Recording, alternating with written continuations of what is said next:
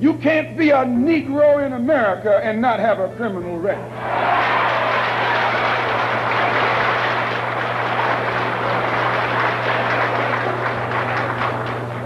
Martin Luther King has been to jail.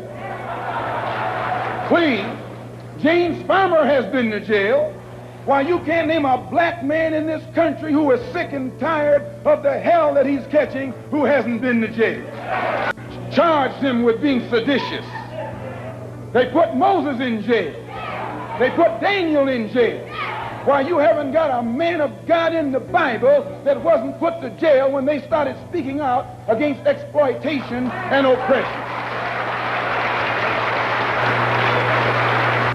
They charged Jesus with sedition.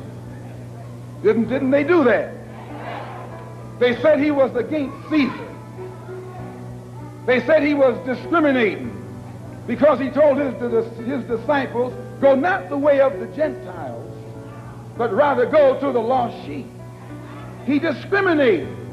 Don't go near the Gentiles, go to the lost sheep. Go to the oppressed. Go to the downtrodden. Go to the exploited. Go to the people who don't know who they are, who are lost from the knowledge of themselves, and who are strangers in a land that is not theirs. Go to those people. Go to the slaves. Go to the second-class citizens. Go to the ones who are suffering the brunt of Caesar's brutality. And if Jesus were here in America today, he wouldn't be going to the white man. The white man is the oppressor. He would be going to the oppressed. He would be going to the humble. He would be going to the lowly. He would be going to the rejected and the despised. He would be going to the so-called American Negro. To have once been a criminal is no disgrace. To remain a criminal is the disgrace. I formerly was a criminal. I formerly was in prison. I'm not ashamed of that. You never can use that over my head. And that he's using the wrong stick. I don't feel that stick. I went to prison because I believed in men like Sam Yorty. I went to prison because I trusted men like Sam Yorty. I went to prison following the philosophy of men like Sam Yorty. But since I've been following the Honorable Elijah Muhammad, I have been reformed, and that's more, please. That's more than Sam Yorty and Chief Parker and all these other white politicians have been able to do with the inmates in the prisons of this state. They should give Mr. Muhammad credit. They should give Mr. Muhammad credit for reforming and rehabilitating men whom they have failed to reform and rehabilitate.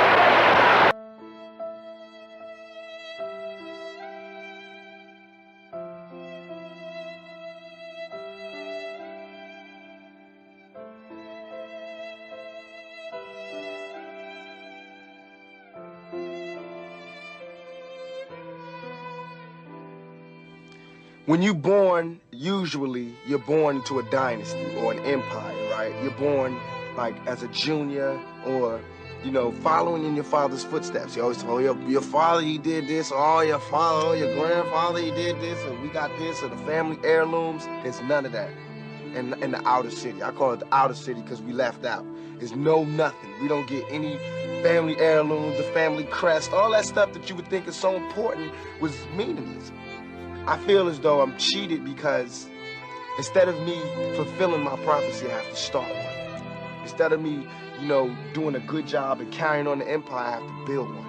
And that's a hell of a job for a 21-year-old. You know what I'm saying? That's a hell of a job for any youngster, male or female, to have to build an empire for their family. You know what I'm saying? And it's like, especially when the odds is that, you know that somebody else who lives in the inner city, the real inner city, suburbia, who, when he's born, 16, he gets a car, automatic. You know, there's money in the bank for college, you know, it's Christmases, go to vacation somewhere. Our vacations was down the street, cross town, grandma's house. Like, it's like, you got a friend that you don't never look out for. You know, you dressed up in jewels. Now America's got jewels, and they paid and everything, and they lending money to everybody except us.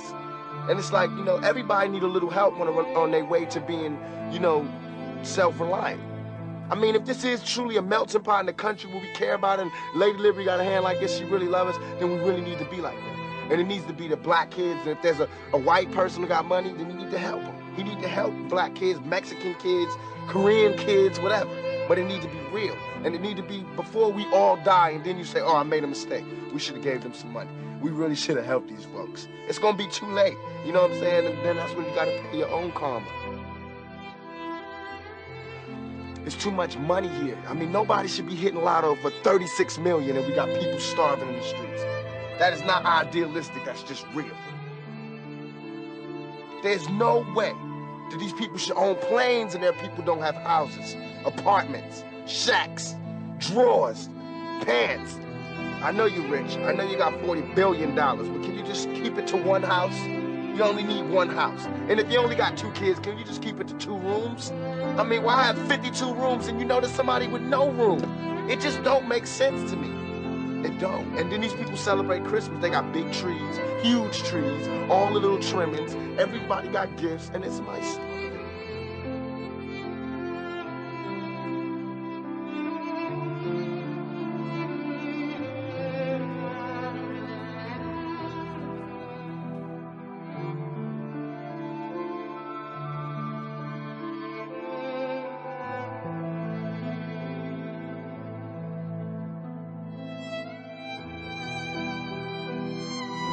It's a matter of either we stay like this or somebody sacrifices. Somebody lay a track so we don't stay in a 360-degree deadly circle.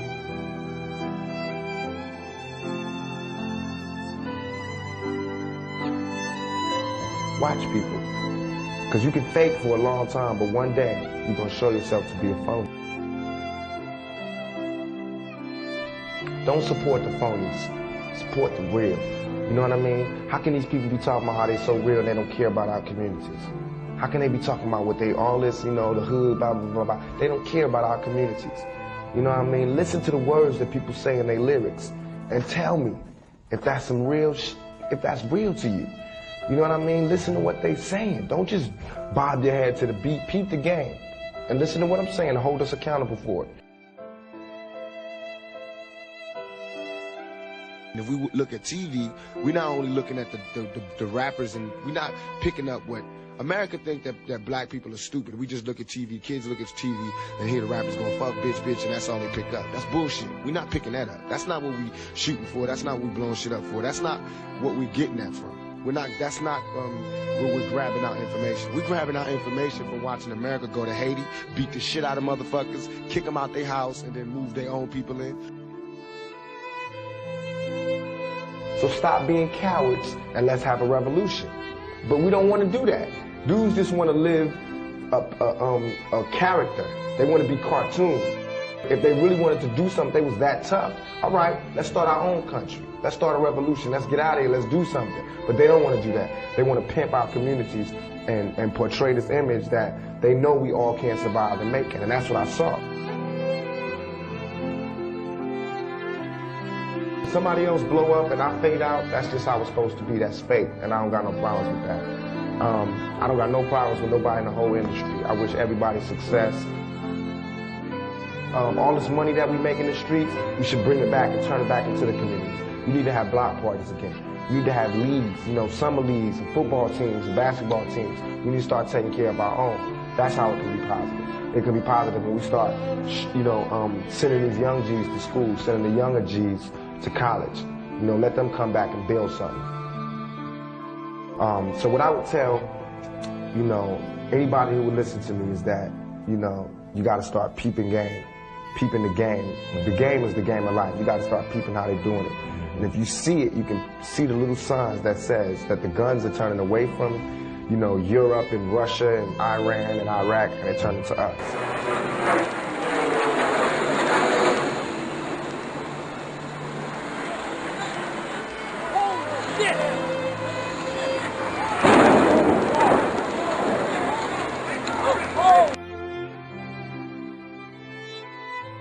When I say Americans, people think I'm talking about Uncle Sam. I mean like actually Uncle Sam with the gray hair and the flag. I mean you,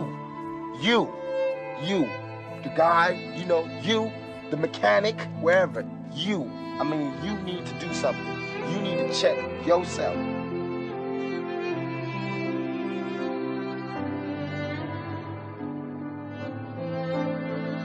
We often forget that we began the beginning. We started everything. Before us, there were no books. Before us, there was no government. Before us, there was no humanity, no social thought, no spirituality that later became part of the world's religion.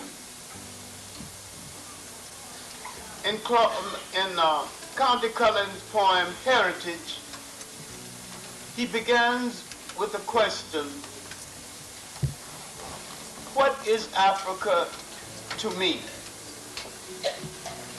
What I'm trying to do tonight is to extend the question, not only by repeating the question, what is Africa to me,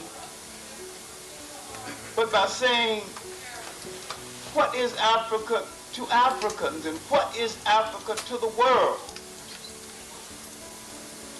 Many people have lost their nationhood. Many people have been conquered. Many people have been abused. And yet, our loss was singularly the greatest loss of any people in human history. Our loss was so great that it was difficult for us to recover, because we lost self-confidence and we lost the image of the world as we had previously conceived the world. And our loss was so devastating when it was over, or almost over. We could not address God in a language of our own choosing, or imagine God as any person that looked like us. And we began to accept the image of God resembling our slave master. This image has damaged our mind, because no matter what that image has done to you, you are reluctant to challenge the image for fear you're harming the image of God. You will kill each other for stepping on your freshly shined shoes, but you won't kill anything that looks like that image. You can steal a black man's country and get away with it. Steal his lady, he'll kill you. But only if you're black. People have been permitted through oppression to turn on you the one thing that you should use to maneuver yourself through the world. The image of yourself as brought into the world by faith, God in your mother and father. If you say you don't like that image, that means you are denying what your mother and father, what faith in God, no matter what you call him, did for you. You're also forgetting that good is a relative term, and what is good for one people may not be for another people. And when people out of power come to power and rearranges power, good becomes what the new powerful people approves of, and bad becomes what the new powerful people intends to oppress. When you study the historic nature of revolutions, the motive of a revolution, the objective of a revolution, and the result of a revolution, and the methods used in a revolution, you may change words. You may devise another program. You may change your goal and you may change your mind. Look at the American Revolution in 1776. That revolution was for what? For land. How was it? Why did they want land? Independence. How was it carried out? Bloodshed. Number one, it was based on land. The basis of independence. And the only way they could get it was bloodshed. The French Revolution, what was it based on? The landless against the landlord. What was it for? Land. How did they get it? Bloodshed. Was no love lost. Was no compromise. Was no negotiation. I'm telling you, you don't know what a revolution is. Because when you find out what it is, you'll get back in the alley. You'll get out of the way. The moment, the Russian Revolution, what was it based on? Land. The landless against the landlord. How did they bring it about? Bloodshed. You haven't got a revolution that doesn't involve bloodshed. And you're afraid to bleed. I said you're afraid to bleed. As long as the white man sent you to Korea, you bled. He sent you to Germany, you bled. He sent you to the South Pacific to fight the Japanese, you bled. You bleed for white people. But when it comes time to seeing your own churches being bombed and little black girls murdered, you haven't got no blood. You bleed when the white man says bleed. You bite when the white man says bite. And you bark when the white man says bark. I hate to say this about us, but it's true. How you gonna be nonviolent in Mississippi as violent as you were in Korea? How can you justify being nonviolent in Mississippi and your churches are being bombed and your little girls are being murdered, and at the same time you're going to get violent with Hitler and Tojo and somebody else that you don't even know? If violence is wrong in America, violence is wrong abroad. If it's wrong to be violent, defending black women and black children and black babies and black men, then it's wrong for America to draft us and make us violent abroad in defense of her. And if it is right for America to draft us and teach us how to be violent in defense of her, then it is right for you and me to do whatever is necessary to defend our own people right here in this country. The Chinese Revolution, they wanted land. They threw the British out, along with the Uncle Tom's Chinese. Yeah, they did.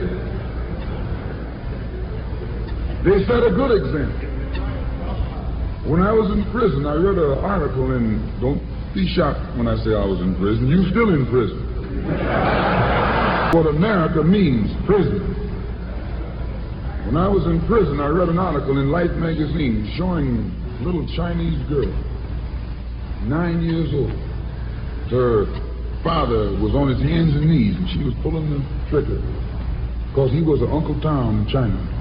When they had the revolution over there, they took a whole generation of Uncle Toms, just wiped them out. And within 10 years, that little girl became a full-grown woman. No more Toms in China. And today is one of the toughest, roughest, most feared countries on this earth by the white man, because there are no Uncle Toms over there. Of all our studies, history is best qualified to reward all research. And when you see that you got problems, all you have to do is examine the historic method used all over the world by others who had problems similar to yours. And once you see how they got theirs straight, then you know how you can get yours straight. There's been a revolution, a black revolution, going on in Africa. In Kenya, the Mau Mau were revolutionaries. They were the ones who made the word uhuru. They were the ones who brought it to the fore. The Mau Mau, they were revolutionaries.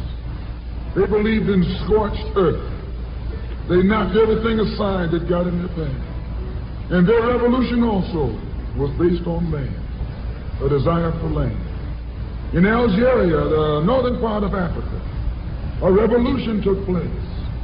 The Algerians were revolutionists. They wanted land. France offered to let them be integrated into France. They told France to hell with France. They wanted some land, not some France. And they engaged in a bloody battle. So I cite these various revolutions, brothers and sisters, to show you, you don't have a peaceful revolution. You don't have a turn the other cheek revolution. There's no such thing as a non-violent revolution. Only kind of revolution that's non-violent is the Negro revolution.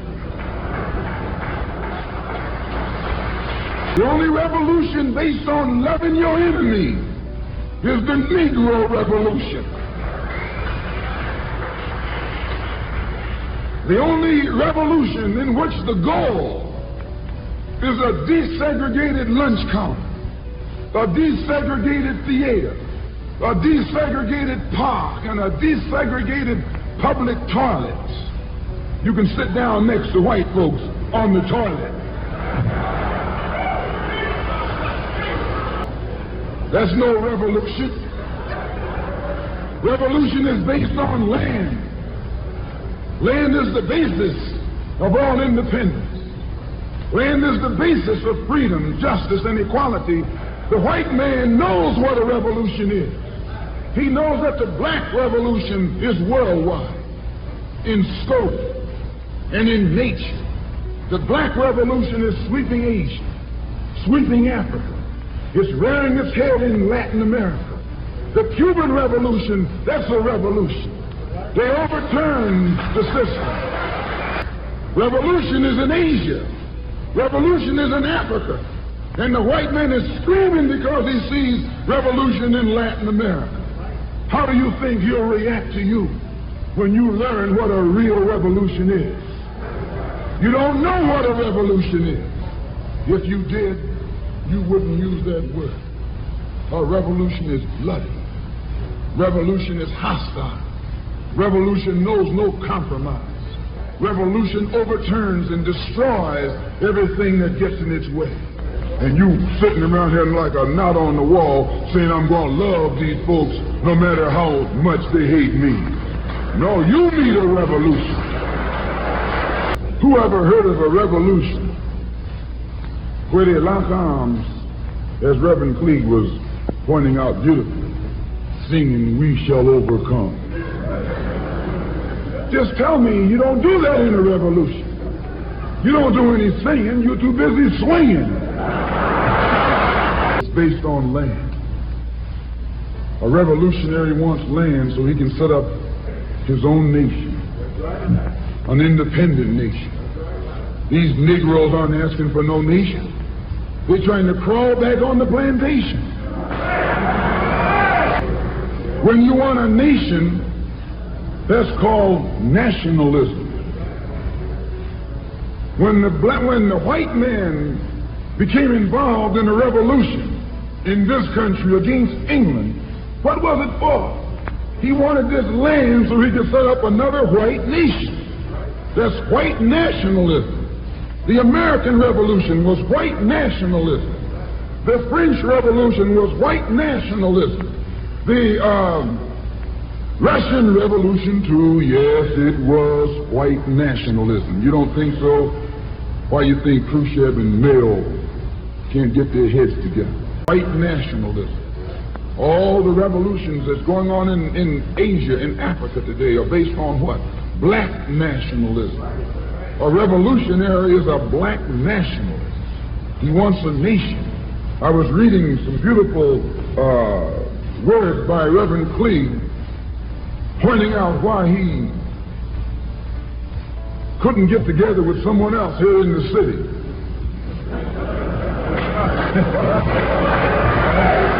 Because all of them were afraid of being identified with black nationalism.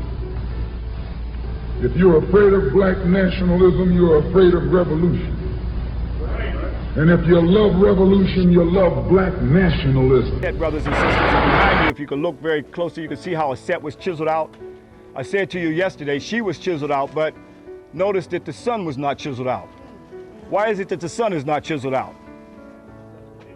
Because we still go to church on Sunday, because we can still go to church on Sunday and have sunrise service, so they're here, they're still deifying the sun.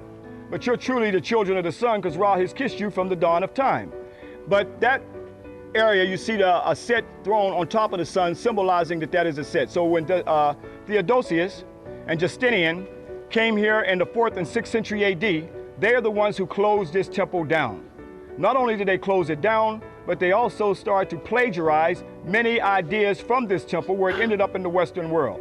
For instance, you see the Ark of Aset that you see right behind me. It's from here where the Ark was taken out from the Holies of the Holies, and the priests, the Kari head priests at this time were called the Pastori.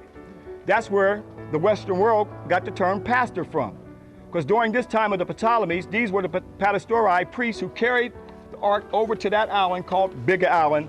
As I showed you right here, the same idea, where the carrying of the Ark of the Black Madonna in France, as I said before, this temple, as I repeat it again, was named after this temple right here, Père Aset, later became Paris, France, and the Notre Dame temple was copied from here. And you see the Ark right here, where they still have, at this time, Mary being black and Jesus being black.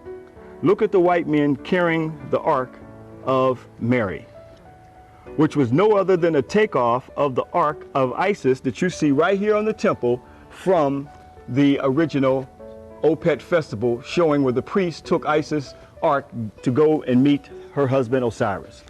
At this time, they still had Mary as black. She was not white here, showing the procession that they have in Europe that was originally copied from African people. And keep in mind, it was St. Luke is the one who made the first Mary as being black. That was St. Luke.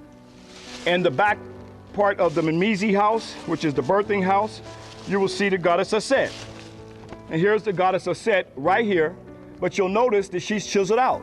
What makes the Italian, European Madonna and Child more sacred than yours when you had it first? She was called the Theotokos. What is the Theotokos? She was called the Mother of God. She was worshipped all over Europe, known as the Herculean worship of the goddess Aset. So here we see an ancient spiritual story passed down through the millenniums, and we have no idea that its origin started right here, but yet this one is supposed to be so pagan and so heathen. Well, if it was supposed to be so pagan and so heathen, why would they copy the same exact idea of the Madonna and Child? Right. So here's where the original story began at, brothers and sisters. So that's what we're trying to reveal to you. These things are not told to these groups who are coming up in here. They're not telling her about the original goddess right here where it all began, where she was de-Africanized at the conference of Ephesus in 431 AD. You need to study those ecumenical conferences, because it's at those ecumenical conferences where they literally copied this from. That's why they're more interested in what I'm saying over there, looking at you, because we're over here telling the truth. They're not even paying no attention to their guide over there. All right? Now let's go up into the Mimizi house. Sorry. We have to line up like this here. Brothers and sisters, again, we want to show you some reliefs. It took me years coming here studying these reliefs on the temples. Thank you, sister. And seeing where many of the concepts were literally taken from African people. Keep in mind when Theodosius and Justinian came in to Africa, for many years they came in as plunderers of this temple right here. And why did they close it down? As I said before, they closed it down because they were stealing many of their theological concepts right up out of Africa. And that's what we want to deal with right here. Now here we have Isis, as our ancestors called her, Aset, with her holy child. Why did they chisel it out? Justinian is the one who closed this temple down, where many of our Nubian brothers and sisters used this temple and saw Isis and Horus as sacred until the coming of Justinian, where they closed it down to forbid our brothers and sisters to worship the first Madonna and child. The first Trinity came directly from African people. Why did they chisel it out? Because you were on this temple. And here she is right here. Now, this is the African goddess that goes back 4,100 years BC to Madonna and child. You see her lactating the holy child Horus right here. This was the African goddess that had to be chiseled out. And sister, you come over here for a second.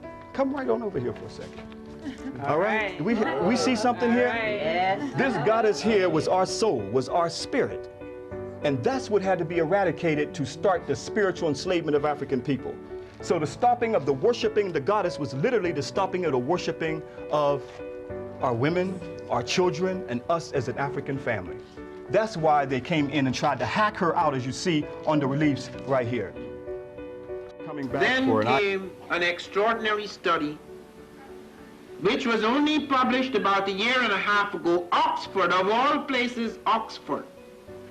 One of the most conservative universities in the world, one of the first universities in Europe, published a study from 11 doctors which claimed with scientific precision that there was now no doubt that the African provided the founding population of the modern world.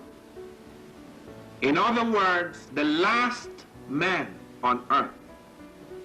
The final stage of man, the most evolved stage of man, carrying the brain case of modern man with the size and convolutions of the brain of modern man, was an African. And since then, studies have come out of Hawaii, studies have come out of California, which shows that a black woman mothered all people on the planet at this time. And they have been able to trace it through blood studies, DNA, analysis of DNA polymorphisms, and they could show you that the black woman carries everything no other woman does. She carries every element. There is a certain stage at which there's a break-off, and one of those elements is just resides in her. It doesn't reside in other people. It doesn't make them inferior, but it makes it quite clear that they are branches, mutations, extensions of that central woman. Hence the myth we have in the Bible, and we are not attacking the Bible, because you have to understand it was necessary for the early patriarchs who wrote the Bible. And the Bible is full of truth, historical truth. Do not dismiss it. But it was necessary for the early patriarchs who had no idea of what had happened, who had no idea about beginnings, and who assumed that their theories and assumptions came to them from God above. It was only natural for them to assume, since they were in charge and they were male, that God created the male first, and then he took a rib out of the complex male and made woman. Woman, in fact, is physiologically more complex than the male. Hence, women cannot come out of men. Eve cannot come out of Adam. Only Adam can come out of Eve. The Africans did not have that absurd theory of events. The Africans had created the myth of Isis and Osiris. Isis and Osiris, unlike Adam and Eve, gives you a vision of the completeness of the human through the equality of the male and the female. God is not a man. God is not a woman. God comprises both. And the strange story of Isis, the great black goddess searching for Osiris, the great black god, is that you find that Set, which became the prototype for Satan, that's African, by the way. All of these concepts are created, strangely enough. We find it after so many hundreds of years in Africa. Satan is Egyptian. Satan myth, that Adam and Eve myth, interpreted as it was later on in history, led to profound conceptions of the woman as inferior, and sometimes in some civilizations as essentially evil. So she's supposed to be the great seductress, the weaker kind, etc. This was not the case in the African mythology. So that you already had a divine myth which gave a basis. It was a sort of bedrock for a reality that could give the woman greater freedom and power. It is not an accident, therefore, that many of the goddesses of the Europeans were black. They could have chosen their own women, they chose some of their own women, but the most important goddesses were black. Not just for the African now, in the civilization of the Greek. The Greek was so profoundly affected by the Africans that the goddess of chastity was a black woman, Artemis. The goddess of wisdom was a black woman, Minerva. The goddess of beauty was a black woman, Diana. And many of their great mythological figures which were critical to the vision of history, the history of the Greeks in the Odyssey, the woman who draws, who has the power to draw Odysseus and all his crew into her, is Circe, who is represented as a black woman with African features on the Greek vases. The woman who helps Jason win the Golden Fleece is a black woman, Medea. The woman who marries Perseus, the Greek hero, is a black woman, Andromeda. If you see them represented in Hollywood, they're all white. But if you go back to the original vases, the original art of the Greeks, you will find that the only women they could find to represent the finest attributes in the feminine world were black women. Actual black women. They were literally living black women in Ethiopia who were made into legendary goddesses in Greece. That first invasion of Africa by Europe was not an invasion like the invasions that occurred later. The European was startled by the advances of the African. So startled that Alexander decided to build his capital in Africa rather than go back into Europe. And every major Greek thinker, Thales of Miletus, Democritus, Pythagoras, Eudoxus, Anaximander, Anaximenes, Heraclitus, they all came down. Plato, all of them came into Egypt. And those who did not come claimed they came because it was so prestigious. And they therefore saw women differently. In this new edition of Black Women in Antiquity, there is a remarkable woman called Hypatia. For a long time we thought she was a Greek woman, until Beatrice Lumpkin, doing studies in the rights of women in ancient Greece, found that black women had power and freedoms that the white woman was not allowed.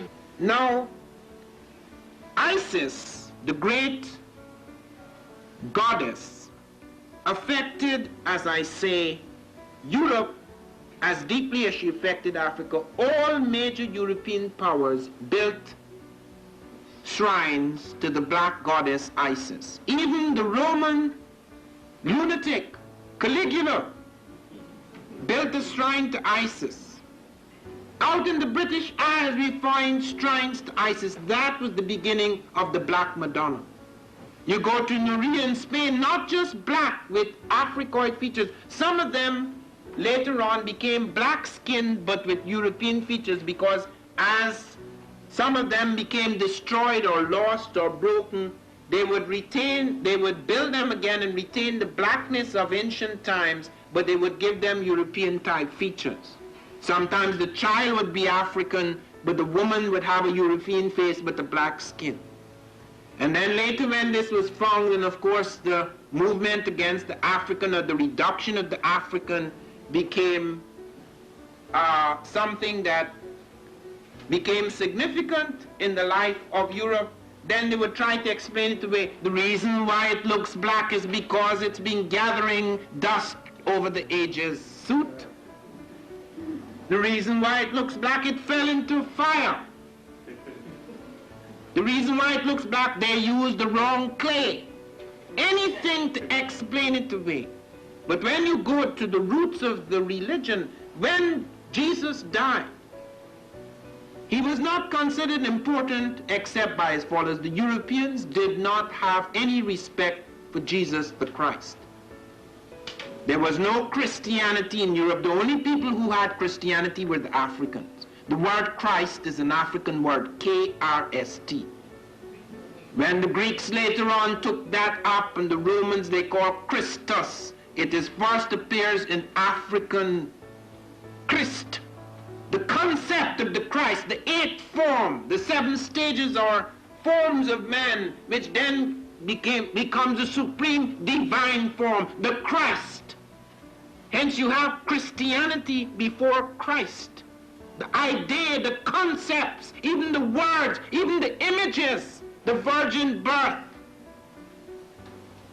The 3 kings, those are Egyptian ideas. Those were the 3 great stars in the firmament, the 3 kings, which then became the 3 powers on earth that came to worship the divine form. It's all there. It's on the temples of Luxor before the birth of Jesus. And then when Jesus came, making myth real, as only gods can do. When Jesus came and he died, the sword that was pushed into him was a European sword. The Romans cut him to pieces because the Jewish high priest wanted it. Because Jesus challenged, as all rebels do, as all men of truth do, challenged the order of the day. And he had to be sacrificed for that.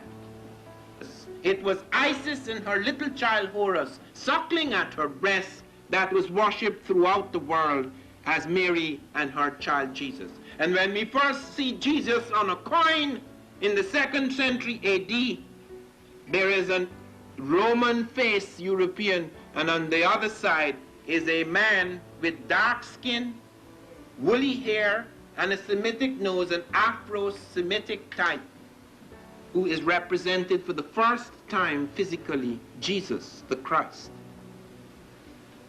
And all this has been pushed aside. But it's there. As you go back, you find these figures, you find the profound impact of the black woman on the world. And some extraordinary women appeared in the world. Makeda, the Queen of Sheba. This is no myth. We have found stories about her in the Kebra Negast. It's been translated now. And we could see what actually happened.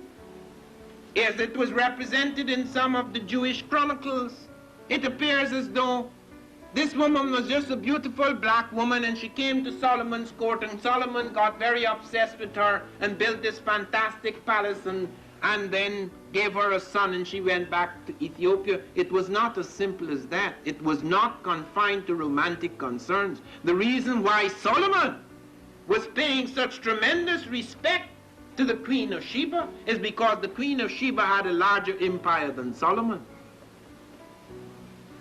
One of her merchants, Tamarin alone, had more than 300 camels and more than 500 ships. One merchant.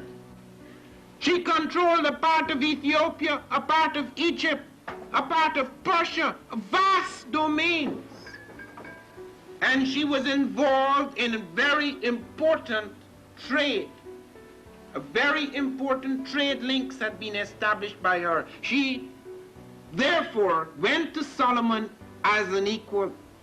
Solomon built a palace, or at least a room within his palace, where the walls were made of fine crystal from the floor to the ceiling, and treated her with enormous respect because it wasn't just romantic, it involved trade links and connections.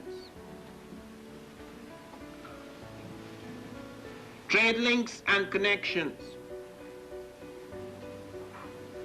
When she came back to Ethiopia, she bore a son for Solomon, Menelik I. That is the longest line in the world. There is no line, by the way, there is no line in the history of monarchies in the world that is as long as the Ethiopian. It dates from the romance between the Queen of Sheba and Solomon and goes all the way down to Haile Selassie with just a break of about 300 years. We find, however, that the Ethiopians who had moved up into Egypt, even though the woman was more important, or certain aspects of the woman was more important than the man, when that movement went up into Egypt, you find the male priests trying to seize power from the woman. So they built a concept of the sovereign, the pharaoh, as something that could only be a male, because there were certain things that they associated symbolically with the pharaoh. So even though women became powers behind the throne, it is only when they came to the end of a dynasty they allowed a woman to reign. And then came extraordinary women who reigned anyway. Hatshepsut was one such woman. She refused to accept that the male heir should reign. She said, no, no, no. And they said, but you are not male, you cannot be the true pharaoh. And she says, yes, I'm male, and she stuck a beard on her chin. And she said, I dare you, do not call me she, call me he. I'm in charge. And she said, I came as Horus, darting fire among my enemies. And everybody was afraid of her. For half a century, no one on earth, male or female, wielded such incredible power. And the thing about her, and it's very important to note because it seems to run through the history of great women, is that they were not just power hungry. She had to assert her power, and she had to blend and merge both male and female, what had become to be accepted as male and female attributes, in order to assume the full pharaonic powers. But she was not so much concerned, as males usually are, being first the hunters and gatherers, whereas the women protected and built the household, that the strange thing we notice with women, it is very rare that they get involved in expansionist wars. Whenever a woman is fighting, she's fighting a battle of revolution against an invader. We find that again and again. There is only one exception I have found, and that is Queen Judith, a Falasha Jew, a black queen, who was very angry with the Christians. Something had been done to her in her childhood. We always have exceptional cases because of personal quirks. She wanted to kill all the Christians, and she ravaged their lands. That is one exception. In the other cases I know of, in particular in the case of Hatshepsut, and one or two other queens I shall mention, they engaged in necessary war, never in expansionist war. They built the most remarkable temples. When you go and see Hatshepsut's temple, it is unbelievable. The only other man, the only other pharaoh who built incredible statues and temples like her, I think, was Ramesses the Great. Her temples were extraordinary. And she didn't just build, she traded. We find her with great ships, some of the most remarkable ships of ancient times, going right up into Somalia, bringing back things out of the heartland of Africa back into the Egyptian world. And you find that there are other queens who did not assert themselves with such aggressive authority, but yet had fantastic power. Queen Tai, or Queen T, is one such woman. That is the one I admire most, because in spite of her incredible power, which also lasted for half a century, she crystallizes within her the fantastic power of a great queen. She crystallizes within her not only that authority, but also the finest things we associate with woman. When she was 13 years old, still a child, she married the Pharaoh, who was 53. She bore him several sons. Almost all her sons are immortal. Akhenaten was her son from this marriage. Tutankhamun was her son from this marriage. Smenkhare was her son from this marriage. She bore him 4 sons. 3 of them are of tremendous importance. And he loved her. Her Pharaoh loved her to distraction so great that he refused to listen to the priests who insisted that when he carved her out, she should be knee-high, that he should show his incredible godlike authority over her, the woman. He said, no, no, sir. This is my woman I deeply love. She is my equal. And he insisted that all the great statues built, she should sit beside him as an equal. He cut a lake 1 mile long. We can still see it, Lake Tai or Lake T, an ornamental lake 1 mile long. He built temples to her. He wrote poems that immortalized her beauty and his love. And she, as he grew old and began to wither with age, she became, as it were, the true Pharaoh. When the kings of Asia wanted to talk with Egypt, they went to her, not to him. And then came Akhenaten, her great son. Akhenaten was the man we associate with the religious reformation. And Akhenaten insisted that there was only one God, which the Africans had accepted before, but he went further. He was to affect Moses. He went further. He says, not only is there one God, I don't want to see any other form but one form of the God. So I don't want to hear any more about your idols and your statues and your semi-deities. I just want one form of the God, Aton. He insisted on that, caused tremendous upheaval in Egypt, insisting that there should be one form of the God. And in fact, he changed his name from Amon, which was the great African deity, to Aton, hence Akhenaton. Even Tut, his son, had to be called Tutankhamun. It was later changed to Tutankhamun because he lost out in the end, in spite of his great power. But the one thing, while he was going through this religious reformation which split the country and weakened it, he weakened the defenses of that country. And it was Queen T who made sure that those defenses were kept strong. And then with the passing or the failure of the Akhenaten revolution, Tut began to reign. Tut was a little boy. He was murdered by the prime minister. And once again, in the vacuum created by his immaturity, Queen Tai became the power. So that in all that time, all the upheavals and on the times of weakness and challenge, Tai became the force. And she was not just a force in terms of her great authority over Egypt. She was a woman of great beauty. It says here in this poem by her husband, the princess the most praised, the lady of grace, sweet in her love, who fills my palace with her beauty. the regent of the north and south, the great wife of the king who loves her, the lady of both lands, T. She was a Nubian, and she reinstated the African principle that the princesses should have precedence over the princess.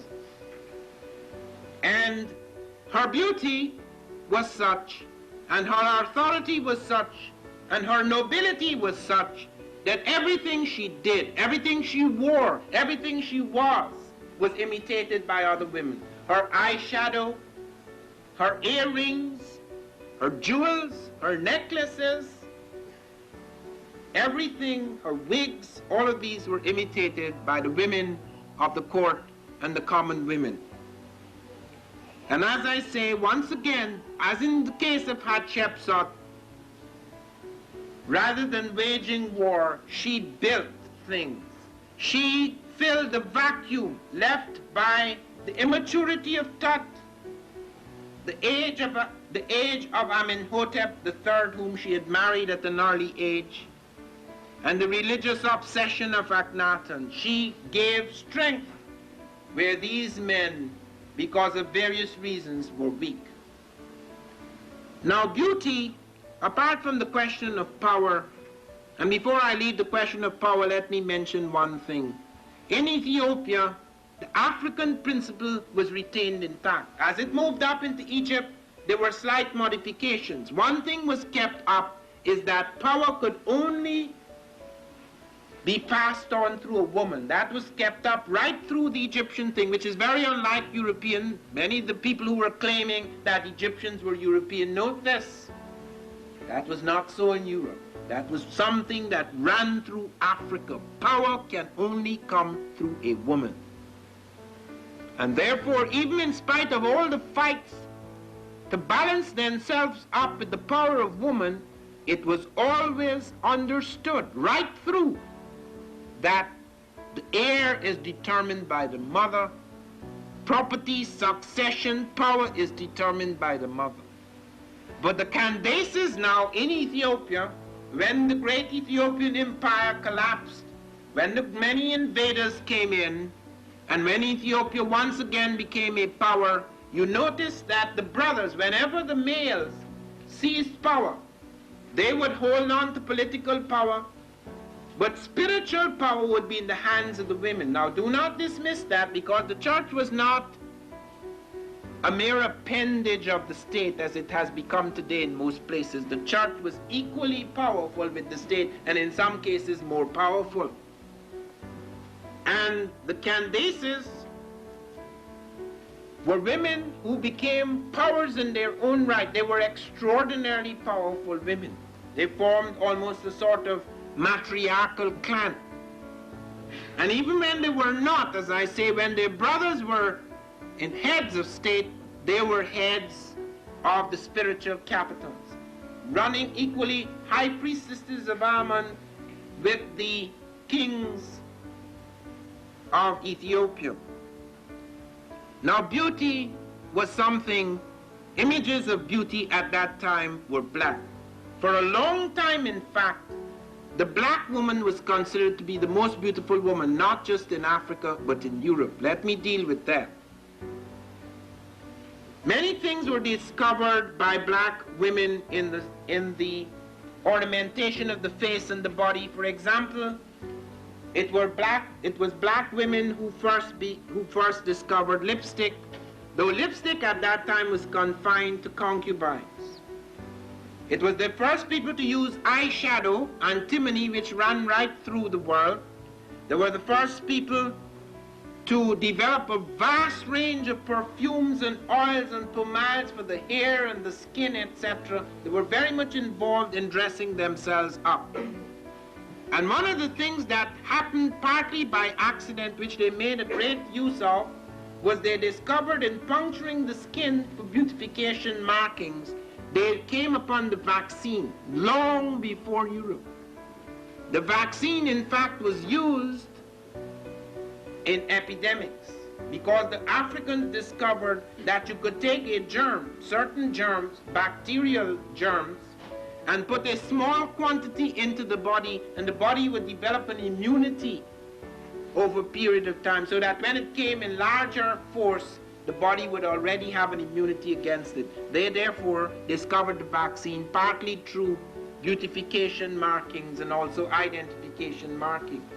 In Europe, the black woman was considered to be so beautiful that only rich and powerful whites could have black women. As a consequence, all the French kings had black mistresses. Regardless of who they married, they had to have a... To understand this, you have to go back to what young brother here referred to as the house Negro and the field Negro, back during slavery. There was two kinds of slaves. There was the house Negro and the field Negro. The house Negro, they lived in the house with master. They dressed pretty good. They ate good because they ate his food, what he left. They lived in the attic or the basement, but still they lived near their master. And they loved their master more than the master loved himself. They would give their life to save their master's house quicker than the master would. The house Negro, if the master said, we got a good house here, the house Negro said, yeah, we got a good house here. Whenever the master said we, he said we. That's how you can tell a house Negro. If the master's house caught on fire, the house Negro would fight harder to put the blaze out than the master would. If the master got sick, the house Negro would say, what's the matter, boss? We sick. We sick.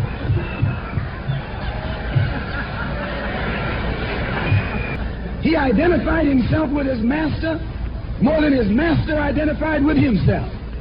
And if you came to the house Negro and said, let's run away, let's escape, let's separate, that house Negro would look at you and say, man, you crazy.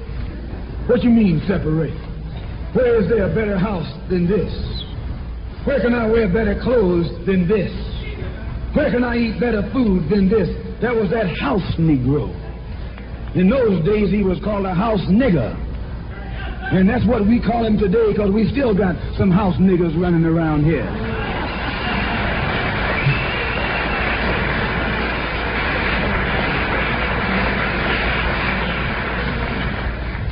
This modern house Negro loves his master. He wants to live near him. He'll pay 3 times as much as the house is worth just to live near his master.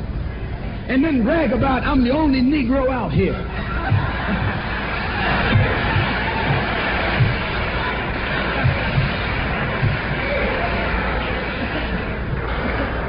I'm the only one on my job. I'm the only one in this school. You nothing but a house Negro. And if someone come to you right now and say, let's separate, you say the same thing that the house Negro said on the plantation. What you mean separate? From America? This good white man? Where you gonna get a better job than you get here? I mean, this is what you say.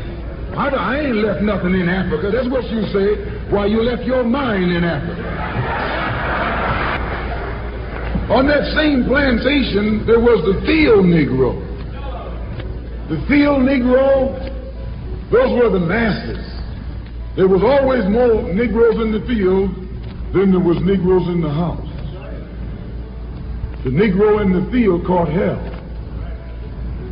He ate leftovers.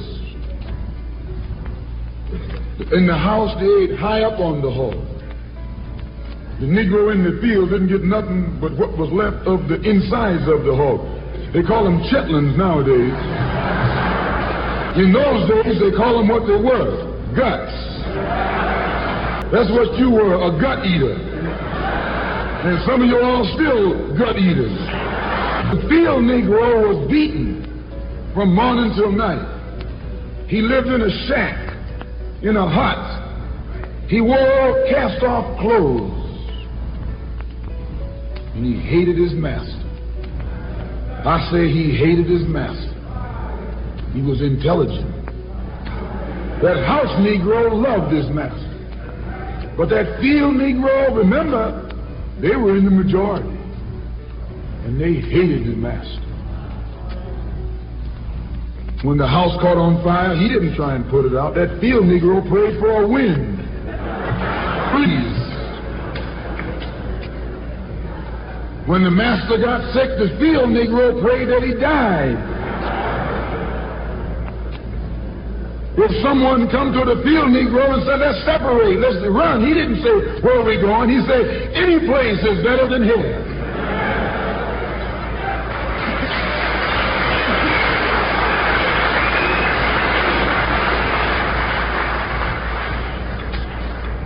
You got field Negroes in America today. I'm a field Negro. The masters are the field Negroes. When they see this man's house on fire, you don't hear these little Negroes talking about our government is in trouble. They say the government is in trouble. Imagine a Negro, our government. I even heard one say our astronauts. They won't even let him near the plant. And our astronauts, our Navy, that's a Negro that's out of his mind. That's a Negro that's out of his mind. Just as the slave master in that day used Tom, the house Negro, to keep the field Negroes in check, the same old slave master today has Negroes who are nothing but modern Uncle Toms, 20th century Uncle Toms, to keep you and me in check, keep us under control, keep us passive and peaceful in nonviolence. That's Tom making you nonviolent. Blood running all down your jaw, and you don't know what's happening because someone has taught you to suffer peacefully. The white man do the same thing to you in the street. When he gonna want to put knots on your head and take advantage of you and don't have to be afraid of you fighting back, to keep you from fighting back, he get these old religious Uncle Toms to teach you and me. They're just like Novocaine, suffer peacefully. Don't stop suffering, just suffer peacefully. As Reverend Cleave pointed out, let your blood flow in the streets. This is a shame. And you know he's a Christian preacher. If it's a shame to him, you know what it is to me.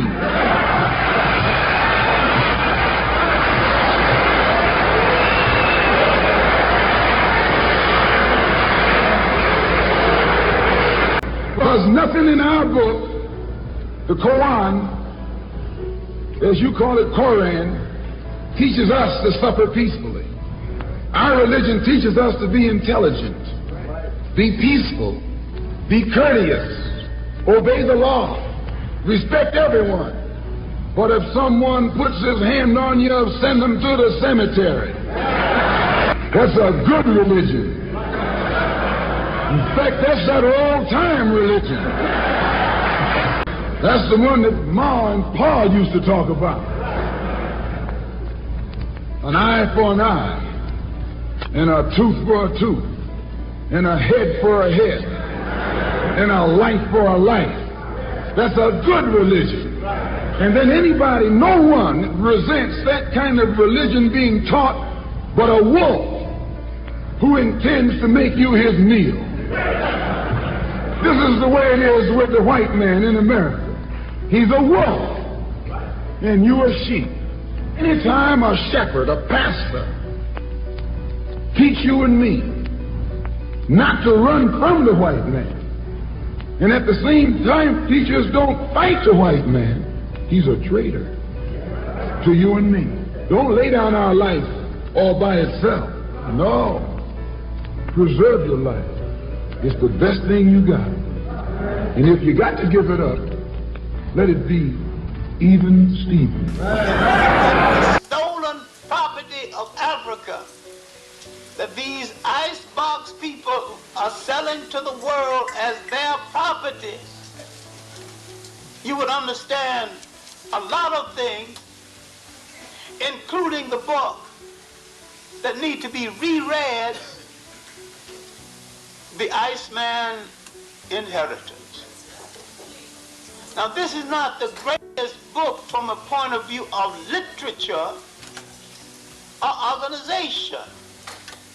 but its revelation and its confession, its omission, breaks new ground, because it is rare that a person on that side of the line makes these admissions, literally saying that Europeans came into the world with a parasitic idea, and they maintained themselves in the world by preying on other people and creating a smoke screen to give you the illusion that they are right.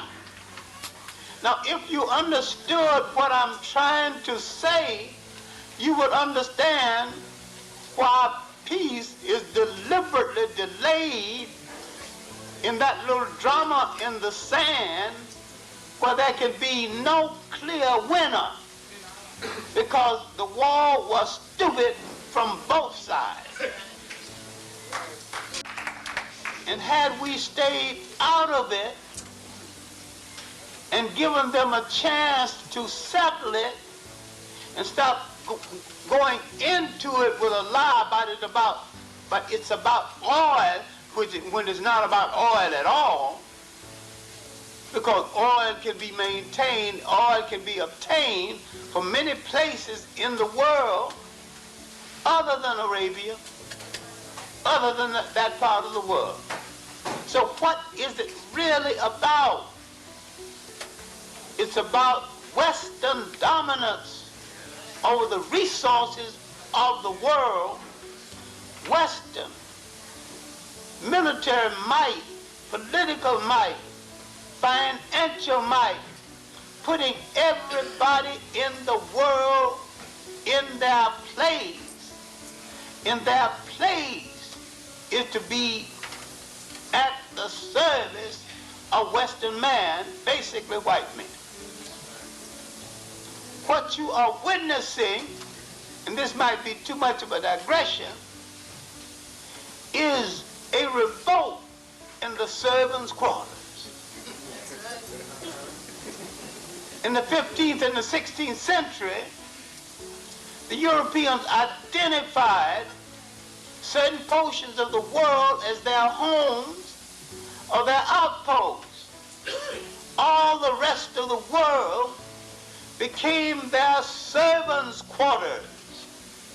There is now a revolt in the servants' quarters, and they're trying to put down that revolt.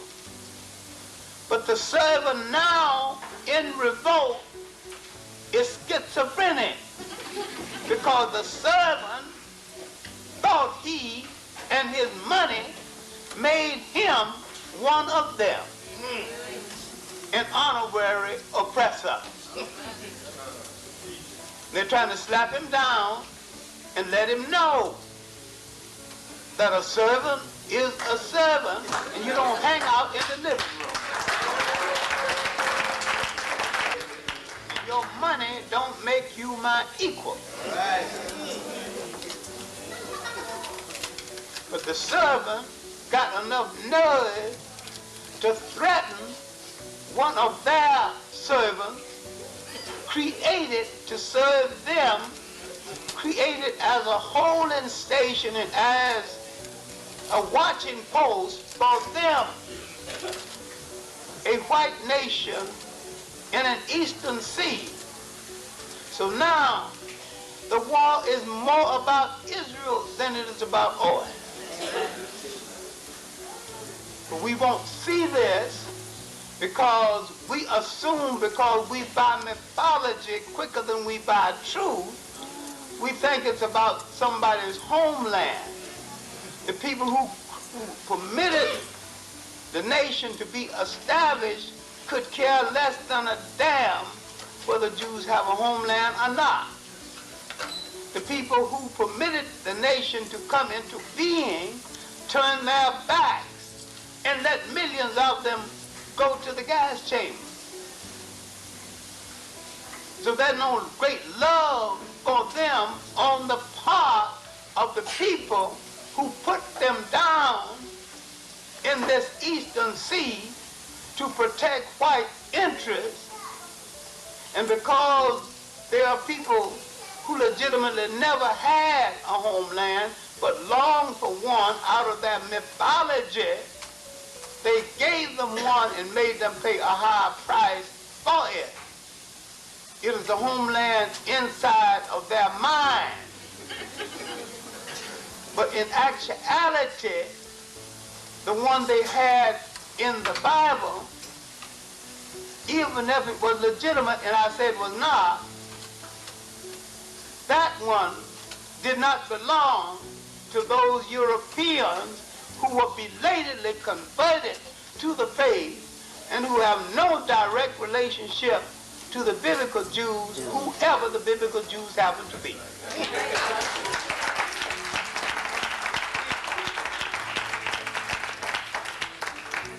Now let's go back and examine this African mind in the beginning of time, because this African mind existed for so many years before there was a Europe, before the civilizations of the Tigris and the Euphrates existed. This African mind had brought into being the spirituality that would later be the basis of all of the world's major religions. He had also brought into being the writing, the book, the coming forth by night and day, that would later become the basis of the world's philosophy and the basis of a great book of folklore called the Bible.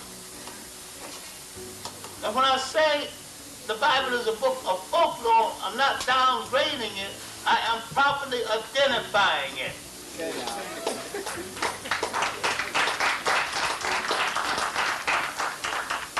Jewish folklore illustrating moral lessons. The lessons are good lessons, lessons of truth, lessons of morality. And I have said before, many times you tell a story to illustrate the truth. If the truth of the story gets across, the illustration need not necessarily be the truth. My main point is that in an age where very few people wrote or read books, do not think there was no wisdom in the world, because men told stories of wisdom. Finally, some people wrote those stories down, and this became the books in the book of the coming forth by day and night, mistakenly called the Book of the Dead. It was called the Book of the Dead because when the British were robbing graves throughout Egypt, some Arabs stumbled on a grave and found a great manuscript. And the British wanted to buy it. They said, "Where did you get it from?" He pointed to one of the tombs where you stole it. He said, "From those dead people over there." And the British called it the Book of the Dead. The Africans called it the Book of the Coming Forth by Day and Night.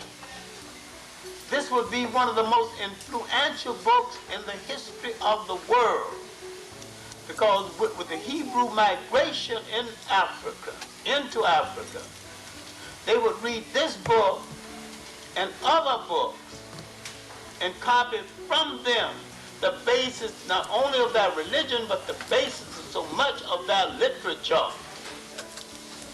I am not trying to delegitimize anything. I'm trying to explain the nature of its creation, and that all of this was a creation of the African mind. There was another book among the many books, Papyrus of Annie, Papyrus of Kunafa.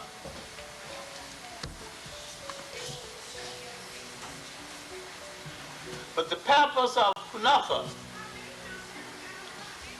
one man, but the purpose of Kananu, a man was going to the market, and some man wanted to play a trick on him, see if he could take something from him. So he put his clothes all across the road, so if he walk on my clothes, I'm going to accuse him of that. If he come through my field, I'm going to accuse him of that. And so he went through the field and knocked down a stalk of the man's corn, so the man took him to court. And he went pleading his case. He pleaded his case so well. They told the king, his man up there pleading his case so well. And the king said, keep him talking, keep him talking. So someone went and wrote it down, and his plea became law. His plea is what he had a right to, and why he should be protected, became part of the law of the land. This is what Sheikh Anta Diop was trying to explain when he said the origin of civil law began with the African taboos. Once you decide what not to do, you can arrive at what to do. Once you decide what you should do, you can get a handle on what you should not do. Taboo means what you should not do. That's the first thing the African arrived at, what he should not do. And by a process of elimination, he could find out what he should do. This was the beginning of civil law. Not the laws of Hammurabi that came 2000 BC. The Africans were working this out 3,000, 4,000 BC. 3,000 years before the laws of Hammurabi. Yet when Hammurabi's law came on, he was from Western Asia, mistakenly called the Middle East. People said, this is the beginning of civil law. He wrote out his codes, and he said it was all right to have a slave, but you got to give him Saturday off. What kind of humane law is that? You can beat the slave all right, but you can only beat him with a stick a certain size. Islam would come along, another bring up humane law. You could beat your wife. A lot of people don't even read the Quran. It's right in the Quran. I defy you to read it. You can beat your wife, but you can beat her only with a certain size stick. And if she misbehaves, you can deny her food until she repents. What kind of humanity is this? What kind of religion is this? To go back to these laws created by the Africans before the formation of any religion. Very humane laws. We see the African mind now working at its very best. When Africans had developed dynastic laws, laws that govern the spirituality of the human being. No fights between religions and religions because there were no religions. When I say there was no religions, I don't mean a single human being was without God. We had a universal spirituality. Man and a woman did not even have to worship the same God. They didn't use the word God anyway. Your wife did not have to worship the same force that you have to worship, or in the same way. They recognized there was a universal force in the universe, making the sun, bringing back the spring. They recognize something which we do well to recognize again. God, whoever he is or she is, and they had no problem with she, as we have it now,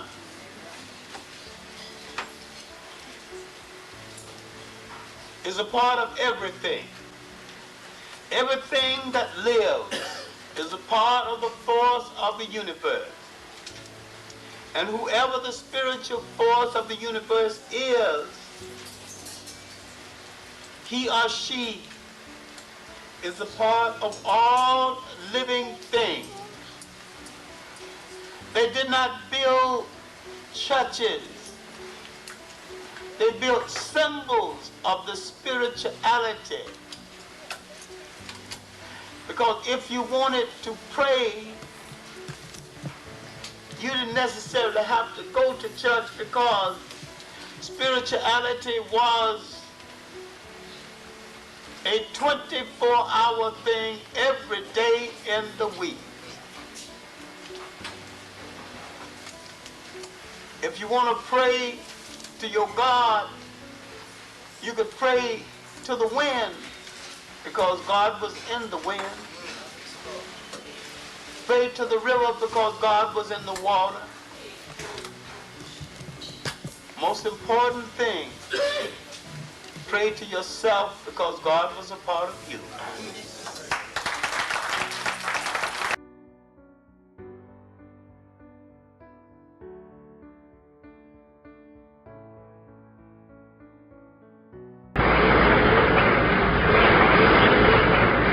The slave master took Tom and dressed him well and fed him well, and even gave him a little education. Gave him a long coat and a top hat, and made all the other slaves look up to him. Then he used Tom to control them. The same strategy that was used in those days is used today by the same white man. He take a Negro, so-called Negro, and make him prominent, build him up, publicize him, make him a celebrity, and then he becomes a spokesman for Negro and a Negro leader. I would like to just mention one thing else quickly, and that is the method that the white man uses, how the white man uses these big guns or Negro leaders against the black revolution. They're not a part of the black revolution. They're used against the black revolution. When Martin Luther King failed to desegregate Albany, Georgia, the civil rights struggle in America reached its low point. King became bankrupt almost as a leader. Plus, even financially, the Southern Christian Leadership Conference was in financial trouble, plus it was in trouble, period, with the people when they failed to desegregate Albany, Georgia. Other Negro civil rights leaders of so-called national stature became fallen idols. As they became fallen idols, began to lose their prestige and influence, local Negro leaders began to stir up the masses. In Cambridge, Maryland, Gloria Richardson.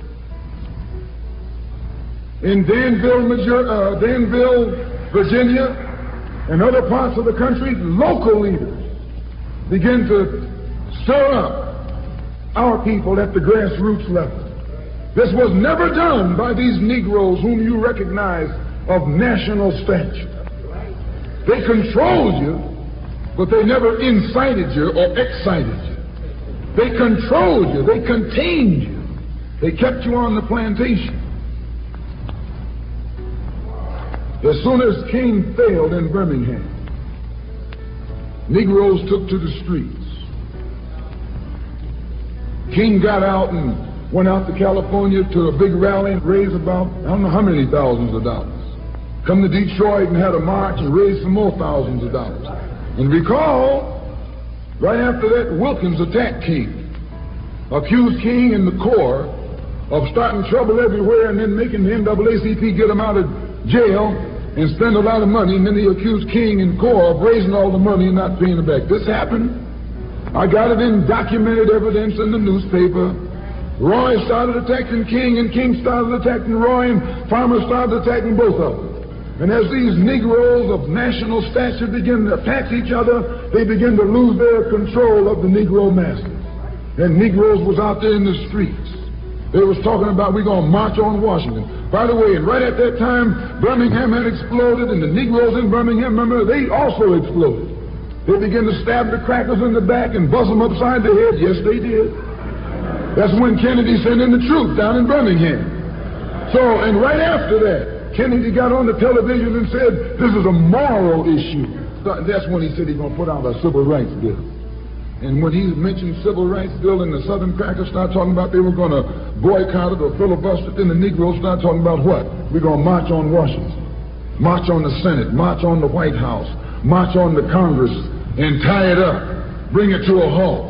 Don't let the government proceed. They even said they were going to go out to the airport and don't let no airplanes land. I'm telling you what they said. That was revolution. That was revolution. That was the black revolution. It was the grassroots out there in the street. Scared the white man to death. Scared the white power structure in Washington, D.C. to death. I was there. When they found out that this black steamroller was going to come down on the Capitol, they called in Wilkins.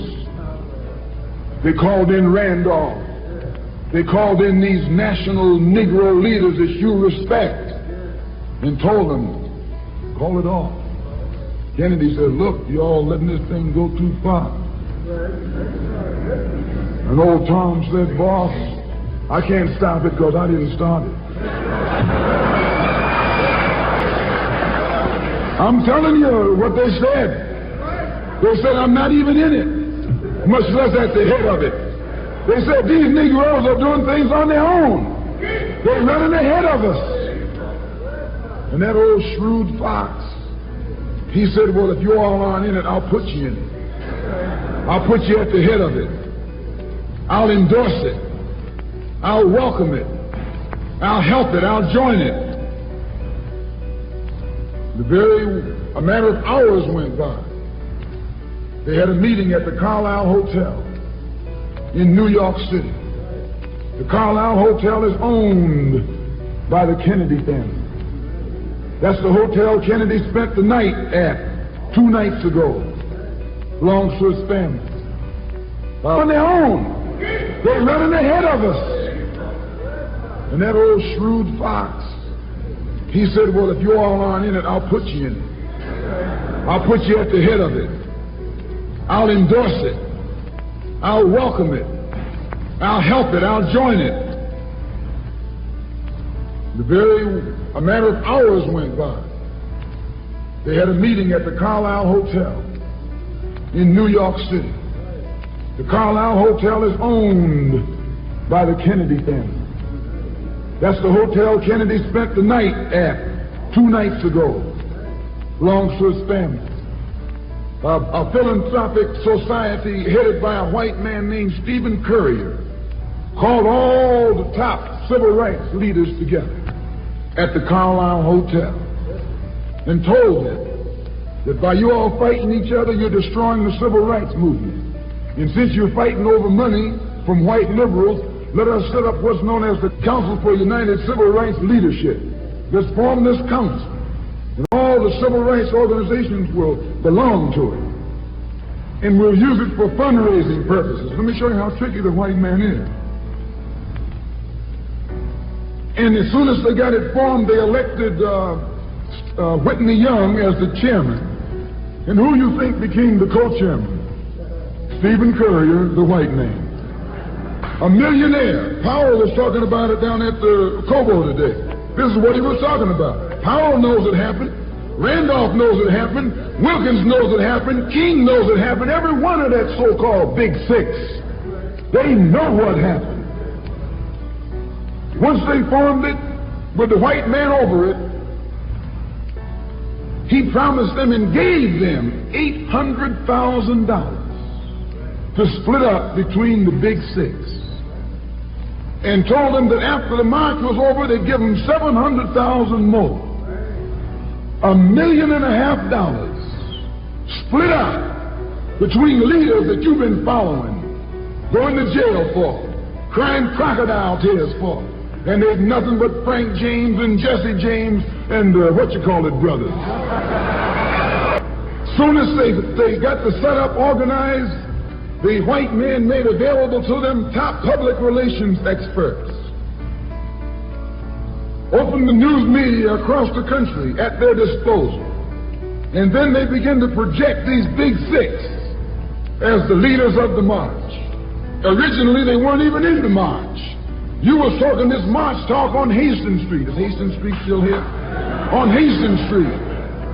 You was talking the march talk on Lenox Avenue. And down on, Fillmore Street. And Central Avenue. And 42nd Street and 63rd Street. That's where the march talk was being talked. But the white men put the big six ahead of it. Made them the march. They became the march. They took it over. And the first move they made after they took it over, they invited Walter Reuther, a white man. They invited a priest, a rabbi, and an old white preacher. Yes, an old white preacher. The same white element that put Kennedy in power. Labor, the Catholics, the Jews, and liberal Protestants. Same clique that put Kennedy in power joined the March on Washington. It's just like when you got some coffee that's too black, which means it's too strong. What you do, you integrate it with cream. Make it weak. If you pour too much cream in, you won't even know you ever had coffee. It used to be hot, it becomes cool. It used to be strong, it becomes weak. It used to wake you up, now it'll put you to sleep. This is what they did with the March on Washington. They joined it. They didn't integrate it, they infiltrated it. They joined it, became a part of it, took it over. And as they took it over, it lost its militancy. They ceased to be angry. They ceased to be hot. They ceased to be uncompromising. Why, it even ceased to be a march. It became a picnic, a circus. Nothing but a circus with clowns and all. You had one right here in Detroit. I saw it on television with clowns leading, white clowns and black clowns. I know you don't like what I'm saying, but I'm going to tell you anyway, because I can prove what I'm saying. If you think I'm telling you wrong, you bring me Martin Luther King and A. Philip Randolph and James Farmer and those other three, and see if they'll deny it over a microphone. No, it was a sellout. It was a takeover. When James Baldwin came in from Paris, they wouldn't let him talk because they couldn't make him go by the script. Burt Lancaster left the speech that Baldwin was supposed to make. They wouldn't let Baldwin get up there because they know Baldwin liable to say anything. They controlled it so tight, they told those Negroes what time to hit town, how to come, where to stop, what sign to carry, what song to sing, what speech they could make and what speech they couldn't make, and then told them to get out of town by sundown. And every one of those Toms were out of town by sundown. Now, I know you don't like my saying this, but I can back it up. It was a circus, a performance. It beat anything Hollywood could ever do. The performance of the year. Reuther and those other three devils should get a Academy Award for the best actors because they acted like they really loved Negroes and fooled a whole lot of Negroes. And the 6 Negro leaders should get an award too for the best supporting cast. Man's highest hour. This was man's most spiritual hour on the earth. This was a period when Man enjoyed 1,000 years and no wall. And when they finally had walls, they had councils to settle the walls before there was much casualty or much disaster. What I'm trying to tell you is that the African mind had thought out things that we muddle about today and things that we fight about today and things that we go to war about. He had already reasoned these things out. And these conflicts did not start among him again until he was associating with foreigners. He had produced a society where he made a principled decision that the lineage would come down through the female side of the family. It makes sense. Who better knows who's the father of the child?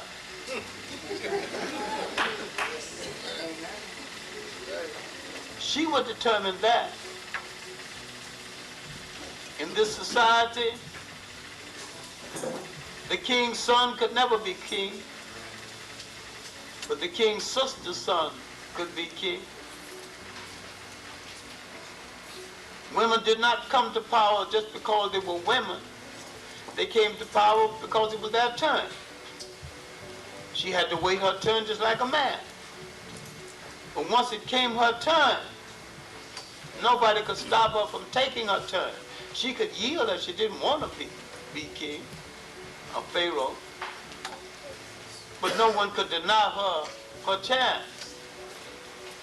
And when the African brought into being the first of a number of female gods, he did not feel demeaned. He did not feel less of a man. All of these female gods were respected by both men and women. All of the African women who headed states, who headed armies, were supported 100% by men, and the men did not feel bad about it or start any female war. He wasn't insecure as the European would later be. Now, I've used this reference before, but it bears some repetition. 10,000 years ago in Europe, in the Ice Age, the European had 3 or 4 months to plant, harvest, and store. So therefore, every man, every hand had to work during that short period. A wife was a beast of burden. A wife was a mouth to feed. So therefore, she had to work just as hard as anyone else. Everybody's protecting the romantic marriage and the romantic relationship. The same man who began his existence on this earth without a romantic relationship invented the romantic relationship. I love you, Mary.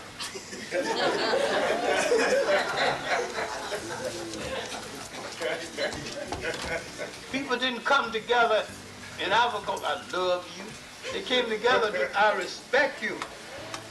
And the old ladies and old men and uncles and members of the family, after you get a certain age, and sometime before you get a certain age, they've got someone picked out for you. Oh, you can knock it if you want to, but you as far as the didn't get media, one. they look at it something different. They don't care about my resume. They don't care about me not getting in trouble. It's just another story, you know, and it's a real story. They don't have to pay for it, and they're going to milk it for all it's worth. As far as people, they want me, when they first see me, to humble myself. They want me to be like this and da-da-da, just because they're scared of me. But I don't feel like that's my job, to humble myself, to show you that I'm not a threat. I'm not a threat, unless you're a threat to me. You know what I'm saying? So when people say, when you meet Pac, he's different than he is, because when somebody one-on-one, anybody one-on-one, I believe, honestly, that I can talk. I believe that I have the ability to reason. I have logic. I have compassion, I have understanding. If we talk, there's no problems. You know what I'm saying? But that's not what happens. People use what they heard in the media, and that's how they come at me. And then, you know, we got a clash. One of the things that you read in the media is that you're angry, that you personify your generation, that you just got some angry folks out there, and you're one of them. I'll put it to you. Are you angry?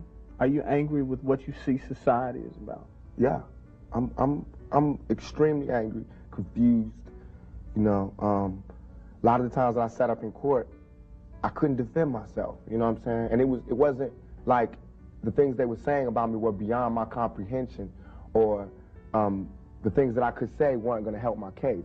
But because it's like being exiled, you know, from society, and that's how I feel. And this whole the anger comes from, I'm tired of waiting for my past to get into society.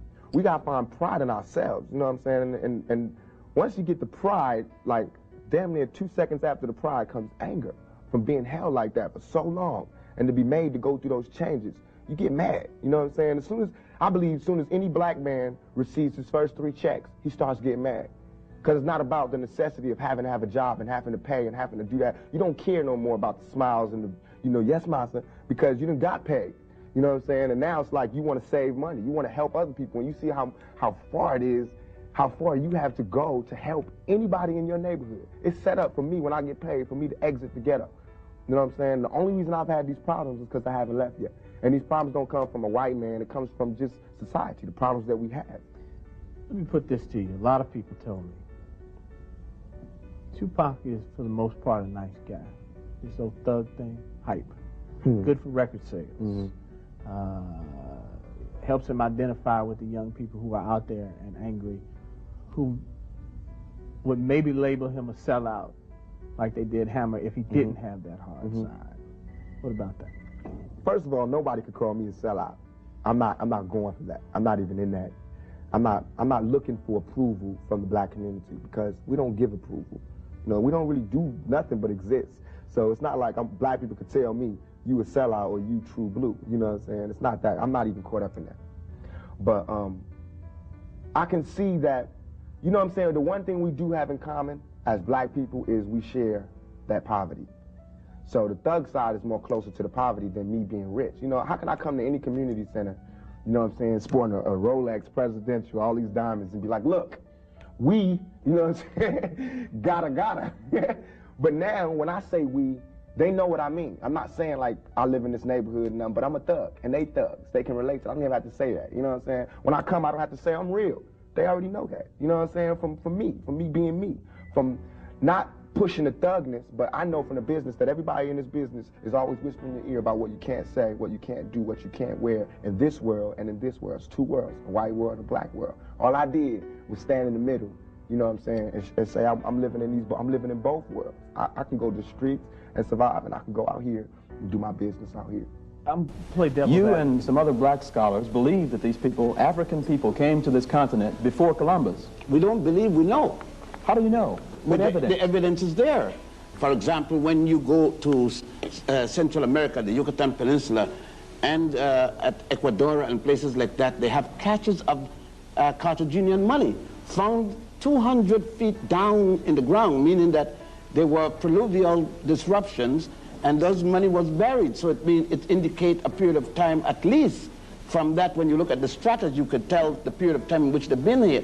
And when you're talking about Carthage, you're talking about at least 212 BC, when Carthage was finally destroyed by the Romans.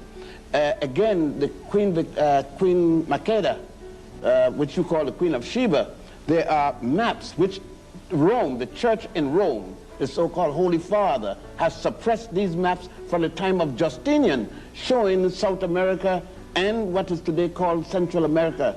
The maps there, and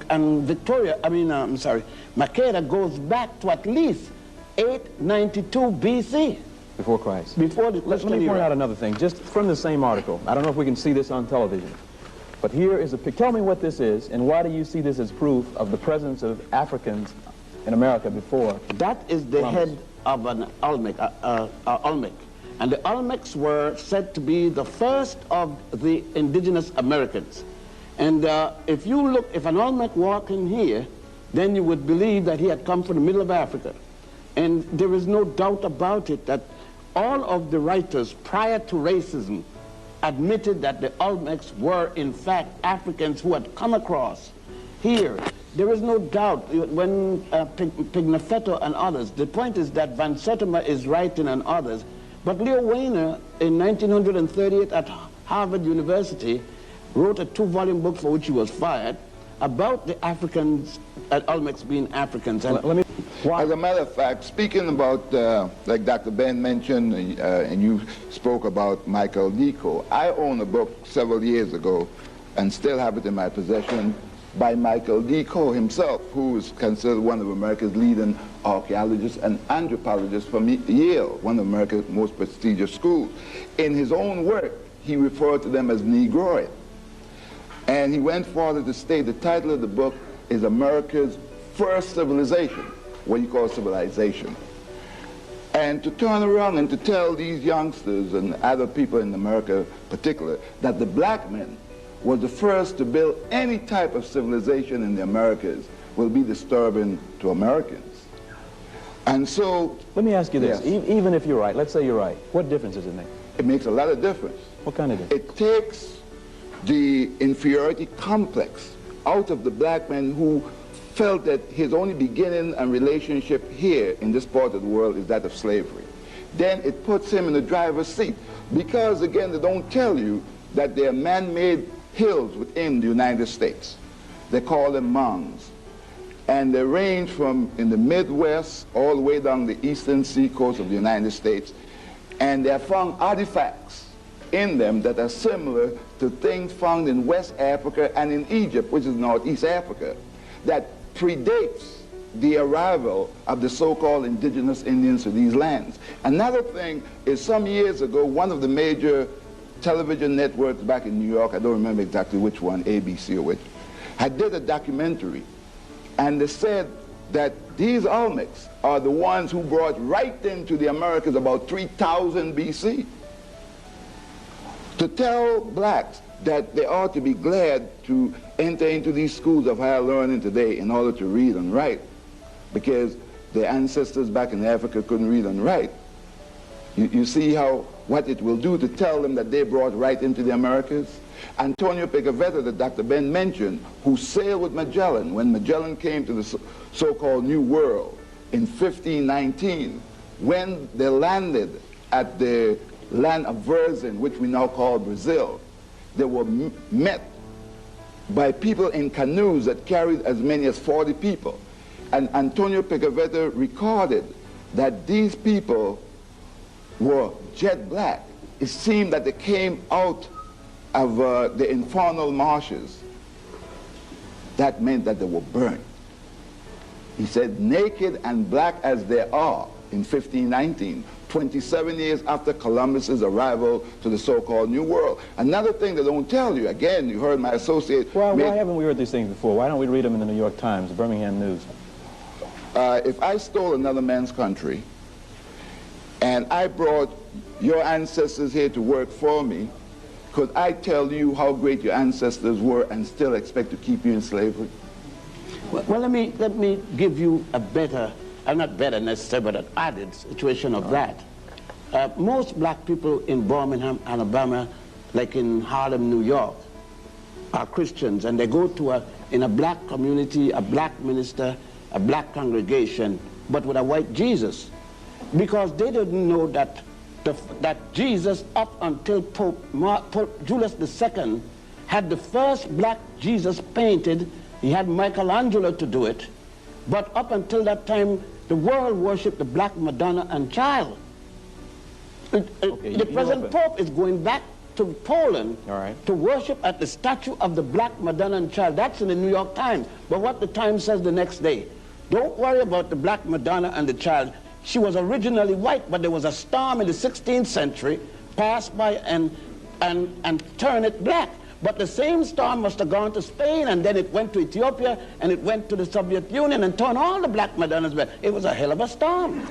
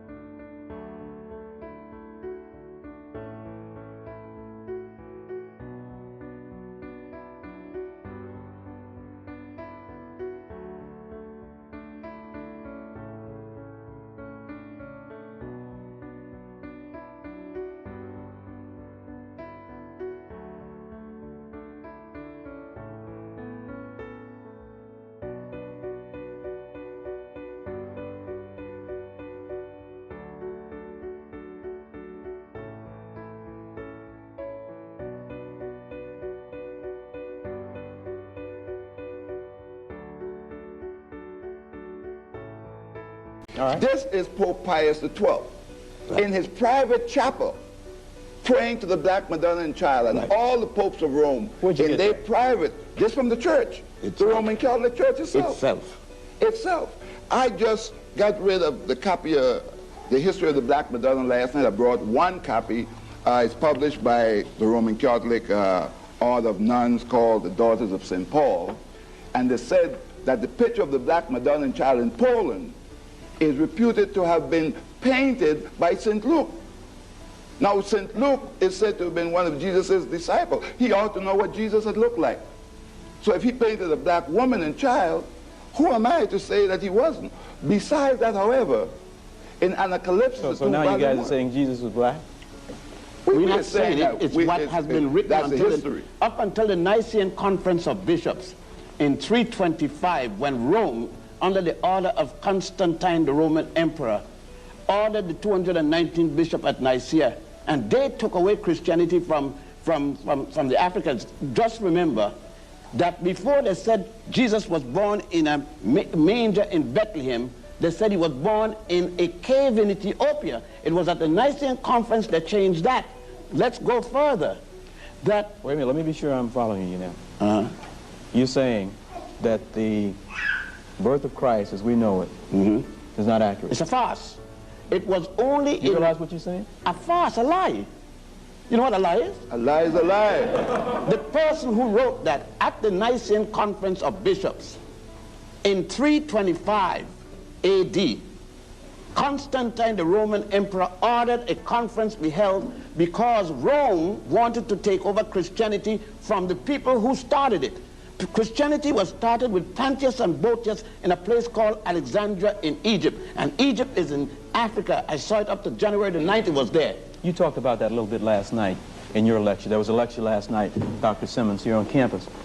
You talked about the separation of people don't want us to see Egypt as part of Africa. You talked about the historical thing about blacks being in Egypt as well. Yes, what I did last night... I don't want to get away from the other point. I'm just saying that what happened is that I dealt last night with the fact that Herodotus, the institutions of higher learning, white institutions, considered the father of history. He himself, when he visited Egypt around 450 BC, almost half a thousand years before Christ, said that the Ethiopians, the Egyptians, the people of cultures, which is part of present-day Turkey, were people of black skin and woolly hair. All right? And so I just want you to understand that the Egyptians we now see are conquerors, just like people who came here and took this land from the Indians, so that they're not indigenous to Africa, those who now rule Egypt. And Egypt is just as much a part of Africa as Birmingham or Alabama is part of the so-called United States.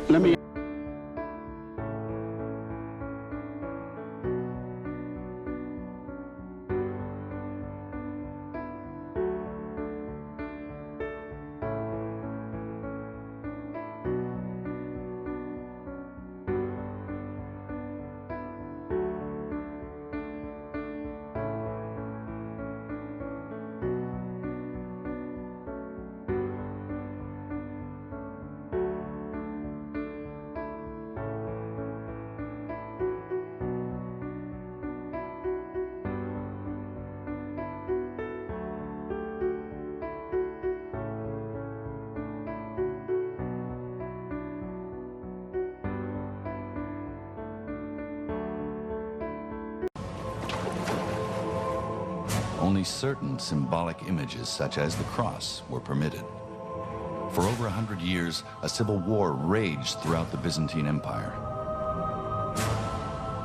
Iconoclasts, the destroyers of images, pitched against iconophiles, the friends of images.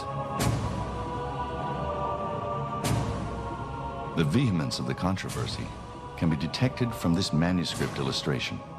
A standard Eastern-style crucifixion shows Christ in a long robe, being stabbed in the side by the spear of the Roman centurion Longinus.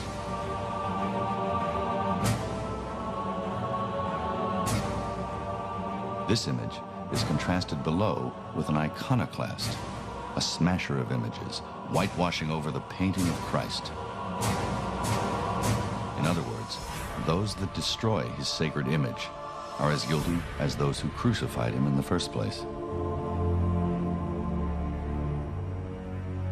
After iconoclasm was defeated in 843, many of the destroyed or whitewashed images were restored. The Emperor Leo VI confirmed the veneration of sacred images.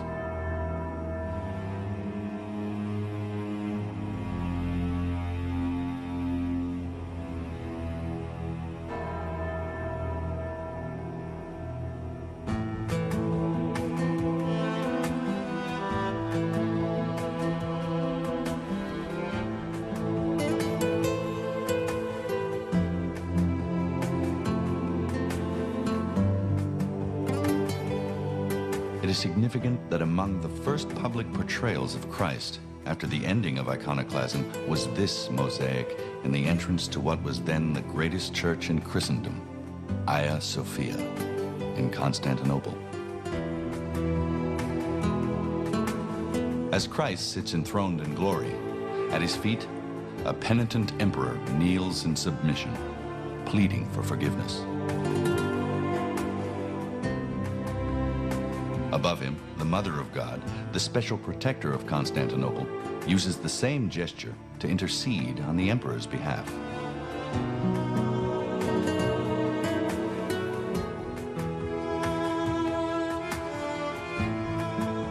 The great apse inside Santa Sophia had already been decorated with a new mosaic of the Virgin Mary with the Christ child on her lap, replacing the one that had been torn down during iconoclasm.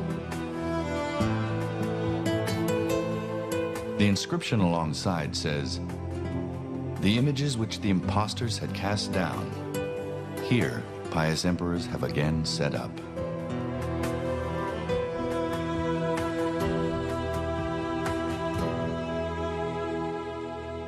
In the West, making religious images was never as controversial as in the Byzantine Empire. The piety of the Middle Ages desired direct access to the Lord and his saints. Material objects that had been in contact with the body of Christ while he was here on earth were eagerly sought.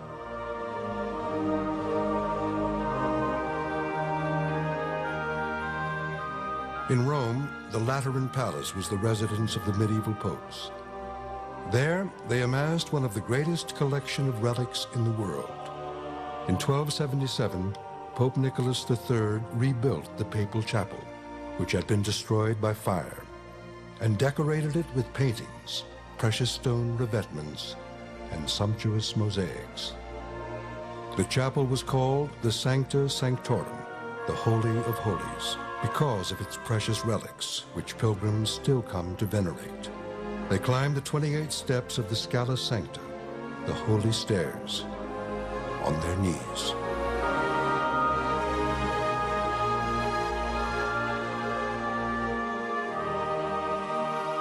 Inside is the most famous icon in Rome. It is a full-length image of Christ, painted on canvas mounted on wood, now thought by scholars to date around 600 AD. Covered since the 13th century with a silver casing, only its repainted face is now visible.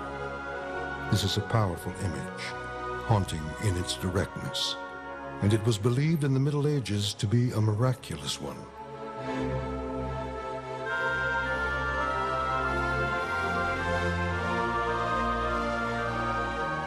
The painting, it was said, was begun by the evangelist Luke, but completed by an angel.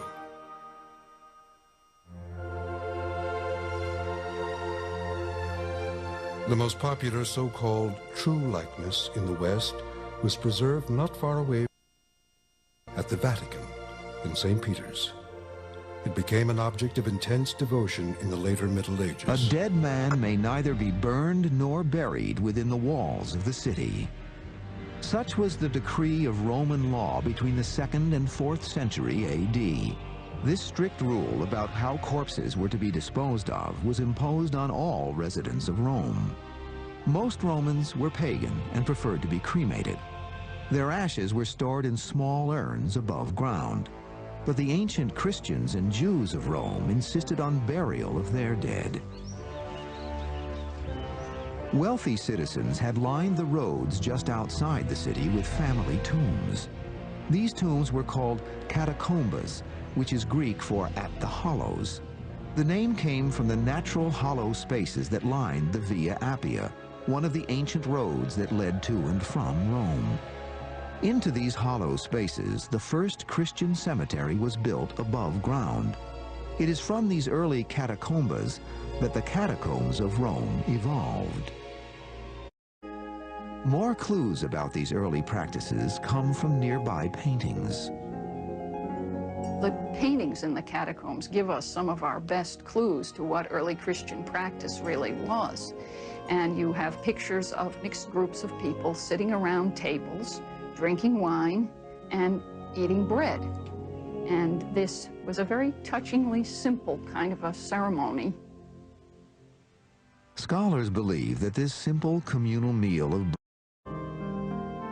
the early Christians freely adopted Greek and Roman symbols and mythology for inspiration in the catacombs.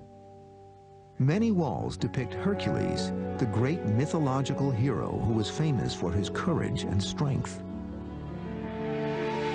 Here, Hercules is killing the multi-headed Hydra of Lerna, which could grow 2 new heads for each one it lost. Of the Good Shepherd. The Good Shepherd can be understood in a sense as an image of Christ that reflects if he described himself as the Good Shepherd. And the use of the Good Shepherd in the Christian catacomb is a way of depicting Christ without actually portraying him. For example, Jonah, in the 3 basic things, he sees the whale, he gets swallowed by it, and then he's spit out into the ocean. That's a very common scene, and it is, of course, clear reference to the biblical story of Daniel in the lion's den is represented by a nude person standing between 2 lions. The ancient Christians believed Daniel conquered this danger with prayer. Symbolic painted figures. This tomb is called the Crypt of the Coopers, so named because these ancient coopers, or barrel makers, were entombed behind a painting that depicts a group of men posed with one of their barrels. The principal Jewish catacombs are Via Torlonia to the north and Via Rondinini, which lies under the road called Via Appia Antica, site of the original catacombas burial places. Walls also depict the image of sailors buried here. Perhaps these hearty souls manned the vessel. Moses figures very highly in the Jewish non-Christian catacombs. The scenes are gods and gods. The Middle Ages saw the catacombs visited by the thoughtful and the destructive. But their true value as a time capsule. But who were these people? The images on the walls of Via Latina tell their story. These fragments from an ancient culture preserve for us the beliefs of a simpler time. To look upon these walls is to look deep into the past. Joy and a kind of expectation of life in the world to come. There was an immediacy to their faith that is not to be found very often in people's religious beliefs today.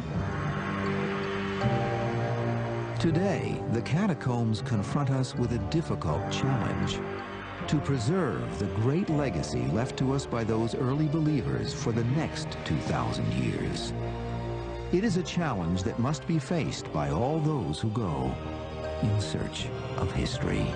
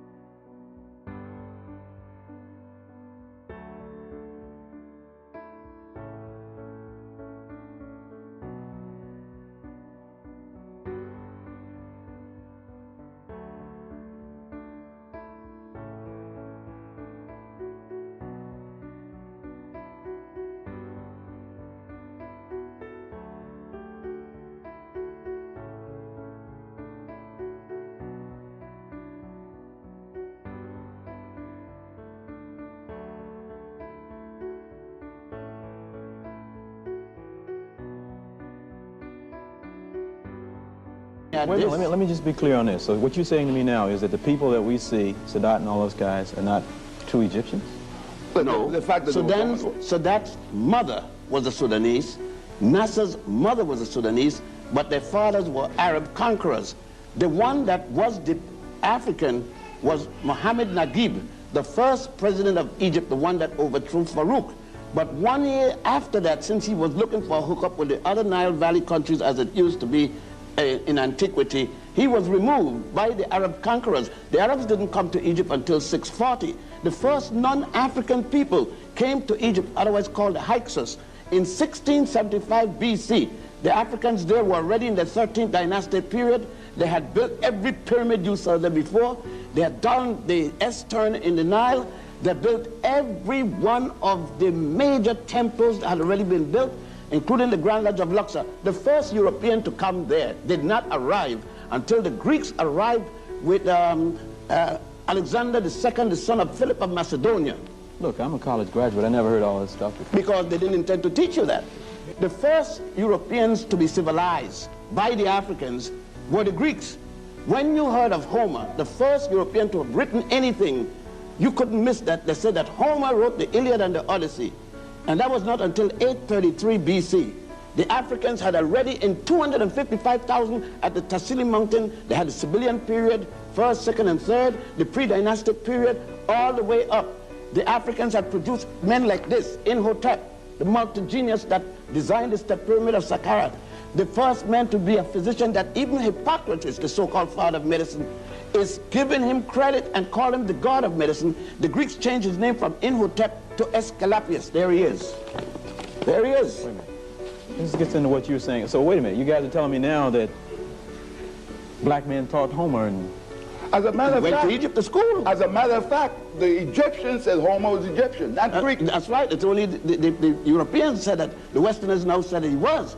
But let us go back. Remember that Homer himself said in the Odyssey what? That the gods Zeus and Apollo, Europe's first gods, came from Ethiopia. Go read it, and I didn't write it. He wrote it. Thales, from Thales down to Socrates, and Socrates down to Aristotle, which they call the pre-Socratian philosophers and the post-Socratian philosophers. Each and every one, including Plato, who spent 15 years in Egypt receiving their education. You're saying Plato was educated in Egypt? 15 years. Before that, you heard nothing of him. Every one of them. What you'd have me believe then also, for part of what you said last night, is that Plato and these guys went back home, and they were big guys.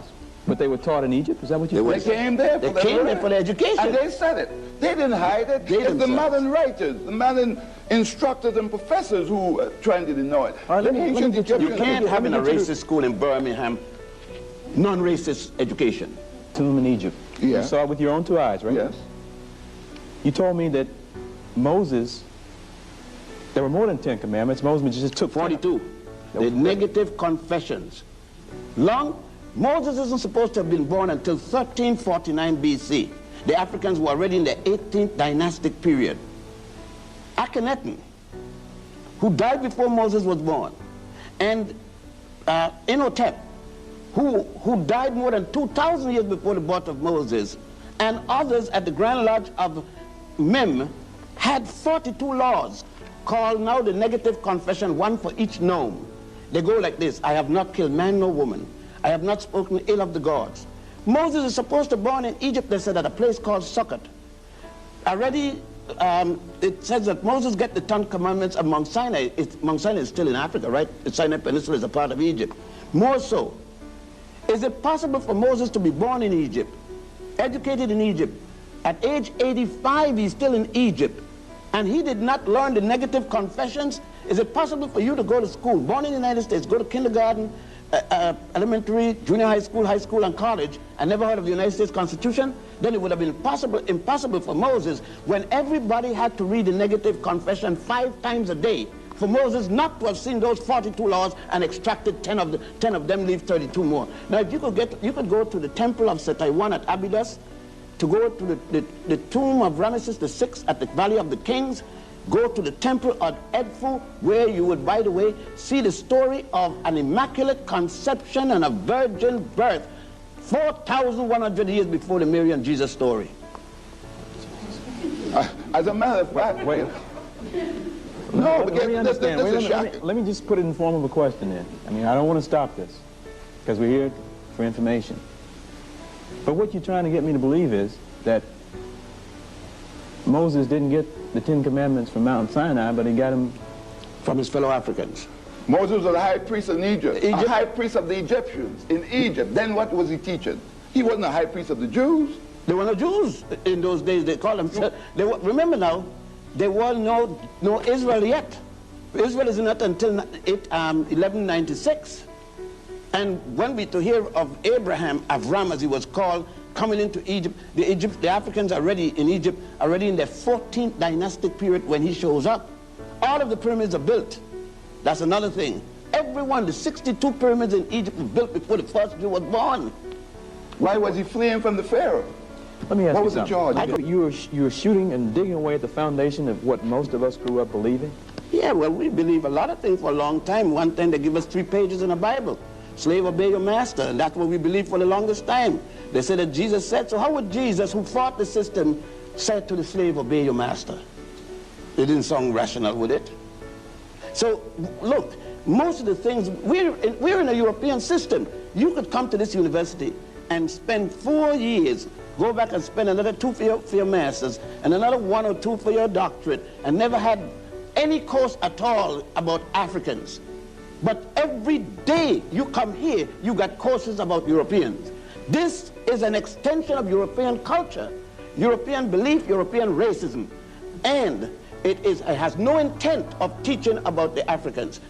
The Africans built the Europeans' first university, the University of Salamanca in Spain. These are historical records. It's just like... Okay, one of the things you said last night is that it's not just black people who are saying these things. No. Most of this information are written by whites. In white books. It's just that they don't emphasize it in the classroom. As a matter of fact, let me back you up when you open up the discourse. We were speaking about Columbus. None of them in here, none of the listening audience, even in the air, has the faintest idea that in the life of Columbus, when after his death, his family had to go to court because charges was raised, and this is in the record in the Vatican, in the secret archives of the Vatican, that Columbus was shown a map of where the Queen of Sheba that Dr. Ben spoke about, this black woman who had mated with Solomon and produced the son, Menelik I, and they lived more than 900 years before the birth of Jesus, had already sailed through what we now call the Strait of Gibraltar, came to lands to the west that was longer than Africa and Europe combined, and that, brother, is North, South, and Central America. May I add this? Right here at this university they teach, and I've just been here a few days, right, a day. They teach in this institution because it's the same as Cornell or anywhere, that Hippocrates was the father of medicine. He's not until 333 BC. Let me read this for you. 1700 BC, that's 1400 years before Hippocrates, you can find the Kahum medical papyrus. Papyrus is paper. Okay. A compendium of information about women's diseases and pregnancies. In 1600 BC, that's 1300 years before Hippocrates, the Edward C. Smith Papyrus, a comparative surgical text and anatomical inquiry. It especially deals with the spinal column. 1550, let me jump to one here. The Ebers Papyrus. A medical, there is the whole book on it. A medical paper by Queen Hatshepsut, the first known queen in history, an Egyptian queen. A papyrus designed to show women how to develop a method to stop pregnancy, to insert into the vagina, made of the shrub of acacia and honey, which break down into lactic acid. Not only that, Monsanto, DuPont. So we're talking about birth control. Birth control in 1550 BC by the Africans. It's a long time before the pill. A few days before the pill. But keep in mind, however, keep in mind that Europe is not yet in history. European history. The Greeks ain't arrived yet. All I ask one at a time. All right. Okay. Go ahead. The civilization haven't begun. Homer have not written his Iliad and Odyssey. And the hero. Okay, all this stuff. Okay. Anacalypsis is a 2-volume work by Sir Godfrey Higgins, written in 1838 in England and published by Watson Company. The Golden Bow is a 13-volume book by Sir James Fraser, published simultaneously in the United States and England and it was published in 1938. Bible Myths and the Parallels in Other Religions, written by Thomas W. Downes, and is published in 1887 by Watson Company, London, England. The Ruins of Empire by Concierge Volney is published, there it is. It's published in 1792 by simultaneously in England and France, done by a man who was with Napoleon Bonaparte. Let me just say this about that. If we just give you the benefit of the doubt and consider what you're saying to be true, I mean, you are chipping away at everything we've ever been taught, most of what we believe. But you were taught it as slaves. Nobody. Slave in 3 pieces? Yes. We are no longer physical slaves, but we are mental slaves. And this is the worst form of slavery. Some of us believe that the Cadillac and the house on the beach makes us free. But it's the mind that makes us free. This picture that you are looking at right here is the picture of Pope St. Peter, the first pope of Roman Catholicism, as the church admits. But this man has a black face. Black face, black everything. If you strip him, he's black all the way down except his fingernails and all those things like that. Well, how do I know you just didn't get a picture and paint a black face on it? No, that is the statue in Rome. That you're looking at now. Right now at the best. Take a jet. Can't afford. Take the fastest means and go to Rome and come back, right, and then tell us if it's not. That same picture, I used to teach at Roman Catholic College. This is there now? Yes, now. With and every pope kisses his feet. Every pope kisses his toe. They said his toes are worn by the thousand that kisses placed there. If the book that I got it from was not that heavy, I'll bring it, let you see the Pope kissing Pope John the 23rd. And who is this black guy? St. Peter. The man that they told you, every black minister, every white minister says, Jesus gave Peter the keys to heaven, which means that no white man, nobody else could enter into heaven unless he come by way of me, the black man. But I hold the keys to heaven. That's right. Well, what I have here is some black saints. St. Augustine, some of you say that St. Augustine, St. John Chrysostom, St. Athanasius, and St. Ambrose. Black saints of the church. You have to remember that Christianity is called in Europe and by Europeans as the new religion. Right. It was alien to Europe. Emperor Constantine is the one who decided to take it. He said, I need a religion to unify my empire. With this religion, I could then conquer the world.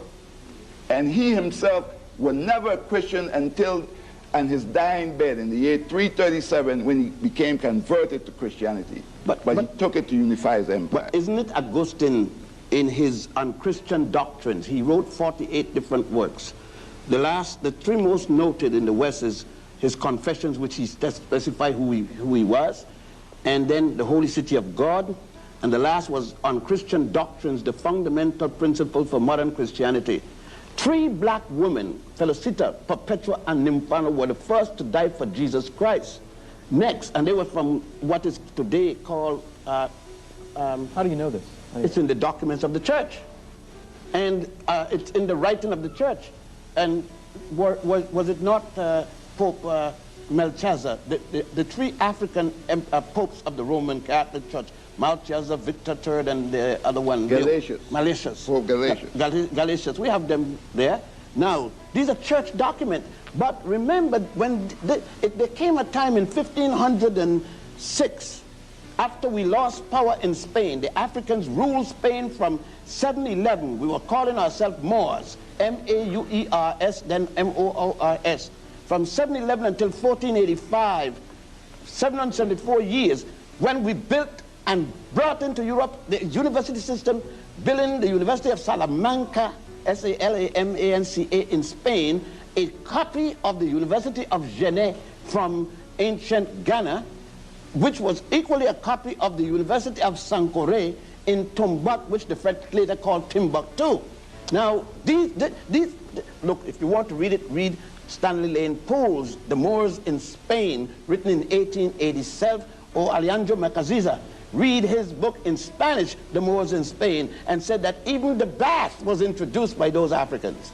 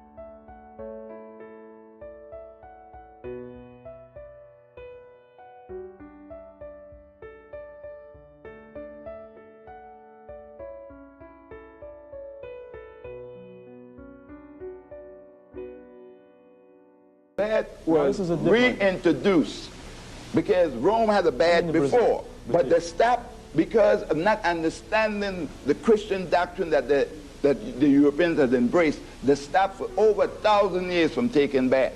As a matter of fact, Doc like to make mockery of the fact that the Queen Victoria of England boasting of herself being the cleanest woman in all of Europe, taking 1 bath per month.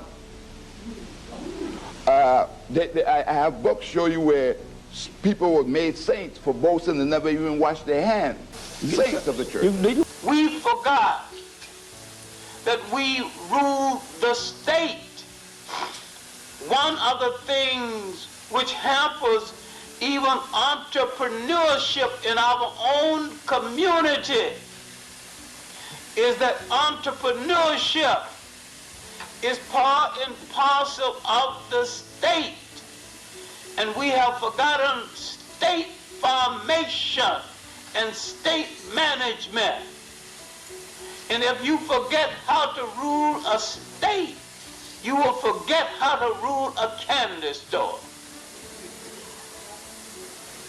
And one thing relates to the other, because if the mind can conceive of one, it can conceive of the other.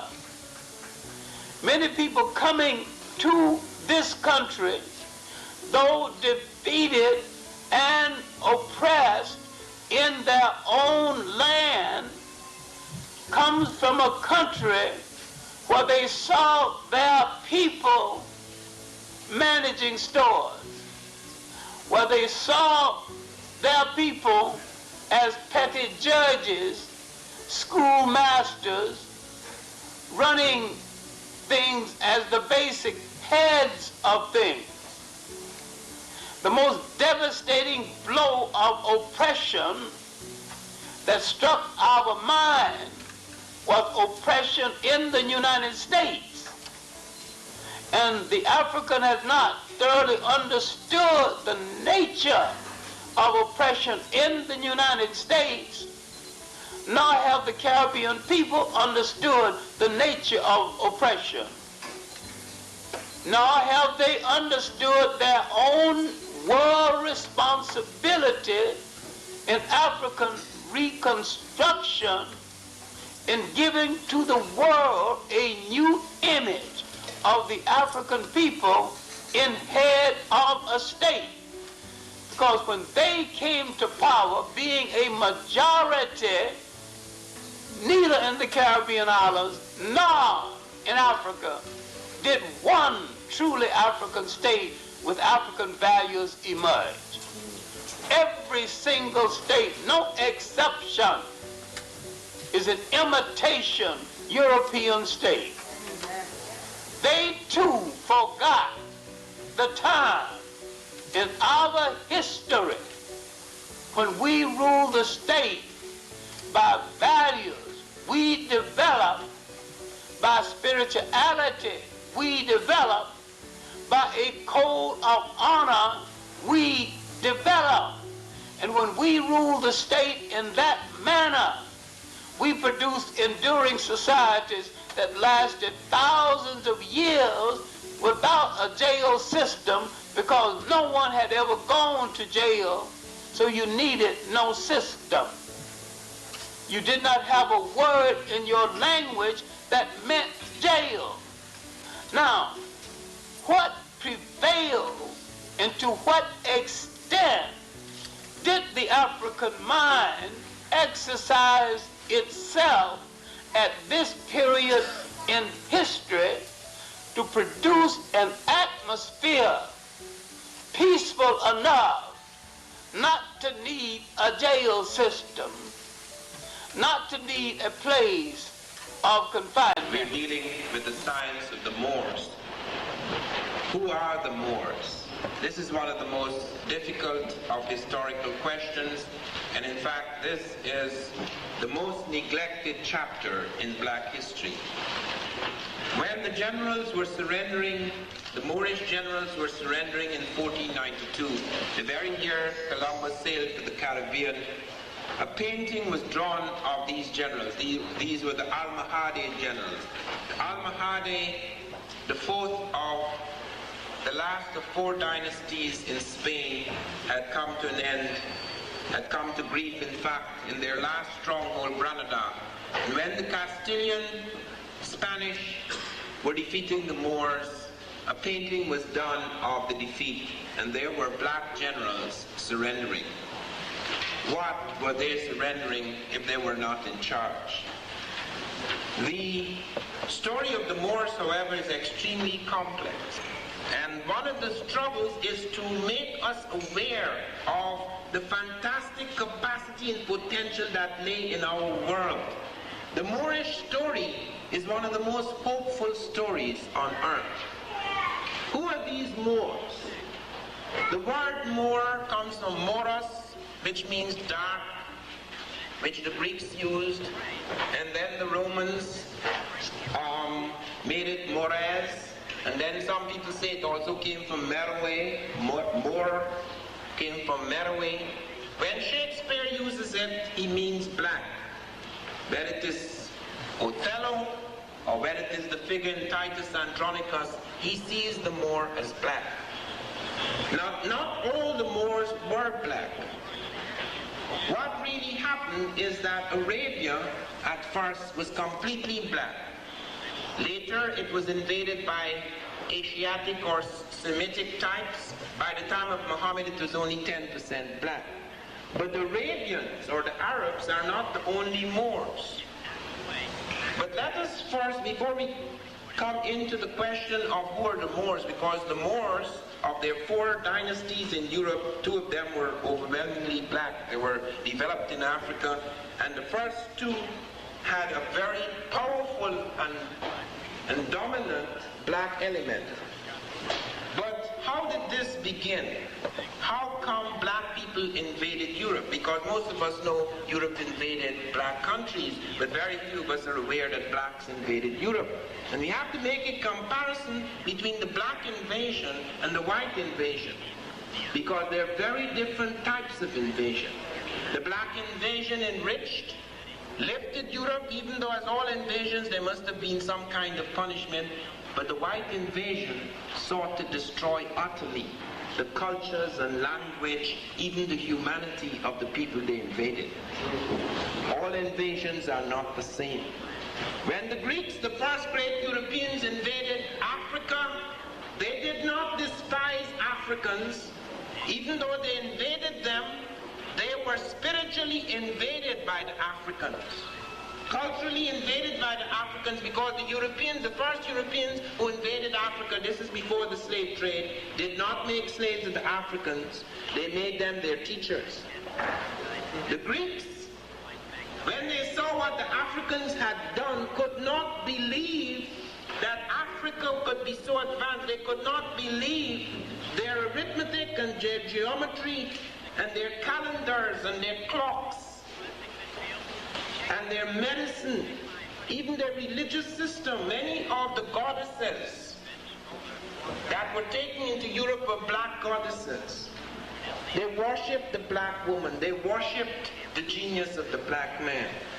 The European never said anything against blackness at that point in time. In fact, he went overboard worshipping blackness. He made the goddess of wisdom black, Minerva, the goddess of chastity black, Artemis.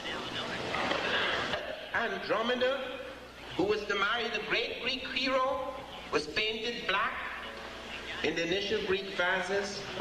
Circe, the enchantress in the Odyssey, was a black woman with African features. Medea, who had Jason win the golden fleece, she was painted black in Grecian vases. Isis, the sister wife of Osiris, was worshipped by Europeans just as Africans had worshipped her. Imhotep, who was known as Imhotep among the Greeks, was worshipped as a god. It's the great black multi-genius Imhotep.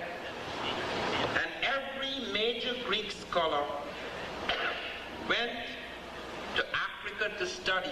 Thales of Miletus, Democritus, Pythagoras, Eudoxus, Anaximander, Anaximenius, Heraclitus, they all poured into Egypt. Alexander built his city in Africa. So Africa was considered to be a cradle of civilization. There was no doubt about this. The doubts about this only began around the 18th century, when slavery had been put in this place. People started to, their Christian conscience started to be gnawed. How come these Greeks, who are our mentors, who are the fountainhead of European civilization, how come they keep insisting they got this from the black Egyptians? Surely Egyptians can't be black, because these are our blacks, they're our servants. How can we feel good if these are equal people like us, who in fact, before we enslaved them, actually have done things in advance of us? It doesn't sit well in our conscience. Therefore, there must be a mistake here. Black people cannot be the same black Egyptians. Therefore, something went wrong. Perhaps the Greeks didn't see well. Perhaps they got so excited about black people, they wrote down the wrong thing. They were subjective.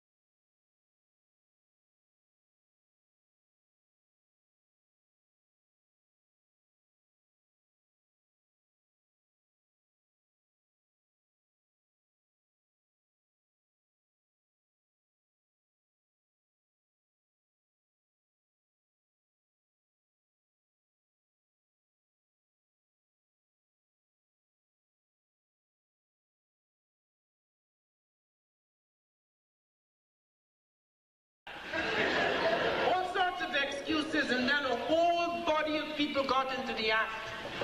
If you're black, you have to have a skull shaped like so-and-so. This skull is not like that. This nigger is not black. It's amazing. You see some of these debates, you want to really know. These are highly intelligent people, like Vorkuta, for whom I have an enormous respect at UNESCO in 1974 in Cairo. He said, okay, it is quite clear that the writing is African, the culture is African, the techno-complex, as Soderbergh has showed us, is African, the languages Diop has showed us is African. We still have the problem, how many of these people are African? It's a very serious matter, because you would think that as one becomes wiser and wiser and more academic and more scientific, that you lose this emotional attachment to things. No, sir.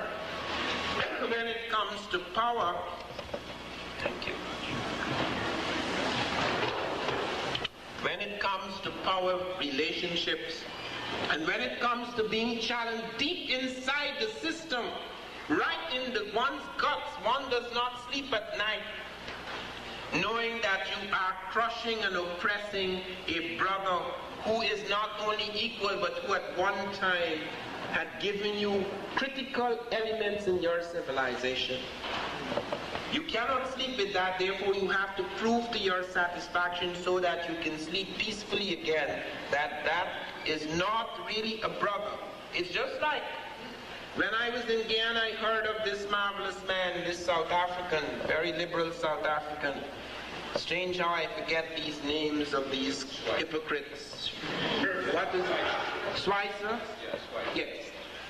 He said, the Negro is my brother, but he's my younger brother by several centuries. What a beautiful phrase. And we really took that. We thought that was really a compliment. At least even though we were his younger brother by several, we were still his brother. So we felt we had joined the human family again. That is the horror of it. And we find when we go through Spanish history, no major Spanish scholar will allow you to talk about the Moors for more than half an hour. They get angrier and angrier. That is one aspect of European history that is swept under the carpet. They would not talk about that because that has haunted the generation after generation, the Spanish, the Sicilians, the Portuguese. It haunted them for centuries because the Moors did not just go in and come out. The Moors went in 711 AD. They were not totally defeated until 1492. The Moorish occupation of Europe was longer than the European slave trade. But it was not a slave trade like the European. When the Moors entered Europe, they did not destroy its culture. They did not stop the people from speaking their language. They did not put them in chains. They did not take them out of schools. They did not rid them of their sense of humanity. They did not rid them of the sense of equality. So do not compare the Moorish conquest with the European conquest of Africa. Because it's the one thing to invade, as I told you, when the Greeks invaded Egypt, it was a different type of invasion. They took it over, yes, and for a while they controlled it, but they didn't seek to destroy its culture. They fed on it. They were enriched by it. And we will see the story of the Moors as an enrichment of Europe. Europe, because of the Black Death and of things that went before that and after that, had fallen into a dark age. Greece and Rome, the glory of Greece and Rome had faded. And when the Africans and Arabs attacked Europe in 711 AD, Europe had two universities. The Muslims, the Muslim Moors, the Islamic Moors introduced 17 universities in Europe. 17. Europe had two. Europe was 99% illiterate. 99% illiterate. Even some of the medieval European kings and queens did not write or read. But who are the Moors? How did this all start? The birth of Muhammad was around 571 AD. The flight was around 622, and he died in 632 AD. After he died, a fight broke out among the Muslims because the Sunnis and the Shiites, there was a quarrel about hereditary succession and succession by merit, etc. And as a result of that, they split. That split has haunted the Muslim world up to this day. The Sunnis and the Shiites. And you will see how, in fact, it was to affect the Moorish occupation. Now, the Arabians then charged down into various parts of the world. Now, what was Africa at that time? Africa, the Moorish, most of the Moors, the Arabians came down into parts of Africa and started to try to turn people into Muslims. Some Africans resisted, some of them accepted Islam. Some of them, the kings would make lip service to Islam, but they would not allow Islam to affect the common people. Whatever form it took in various parts of Africa, a fusion occurred between the black Moors, the Garamantes of the Sahara, who became very powerful. In fact, the Romans found they could not defeat them. They had chariots and their javelin throwers, etc. They became a very powerful, sophisticated people, at first farming and then building cities, etc. Those were largely the black Moors.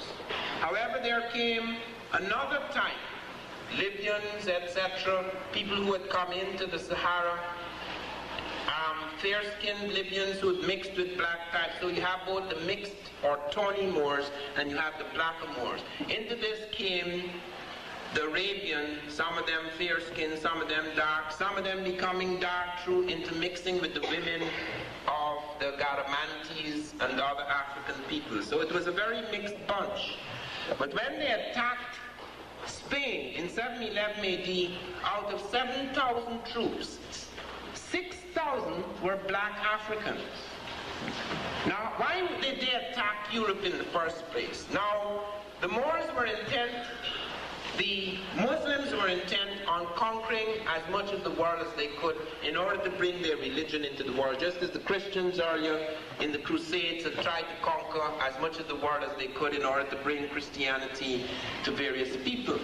Well, the Muslims advanced in various places. They advanced into India, they advanced into China. Even to this day, you have many Muslims in India, you have many Muslims in China. In my country, half the people are Muslims and Hindus, and the other half are Christians.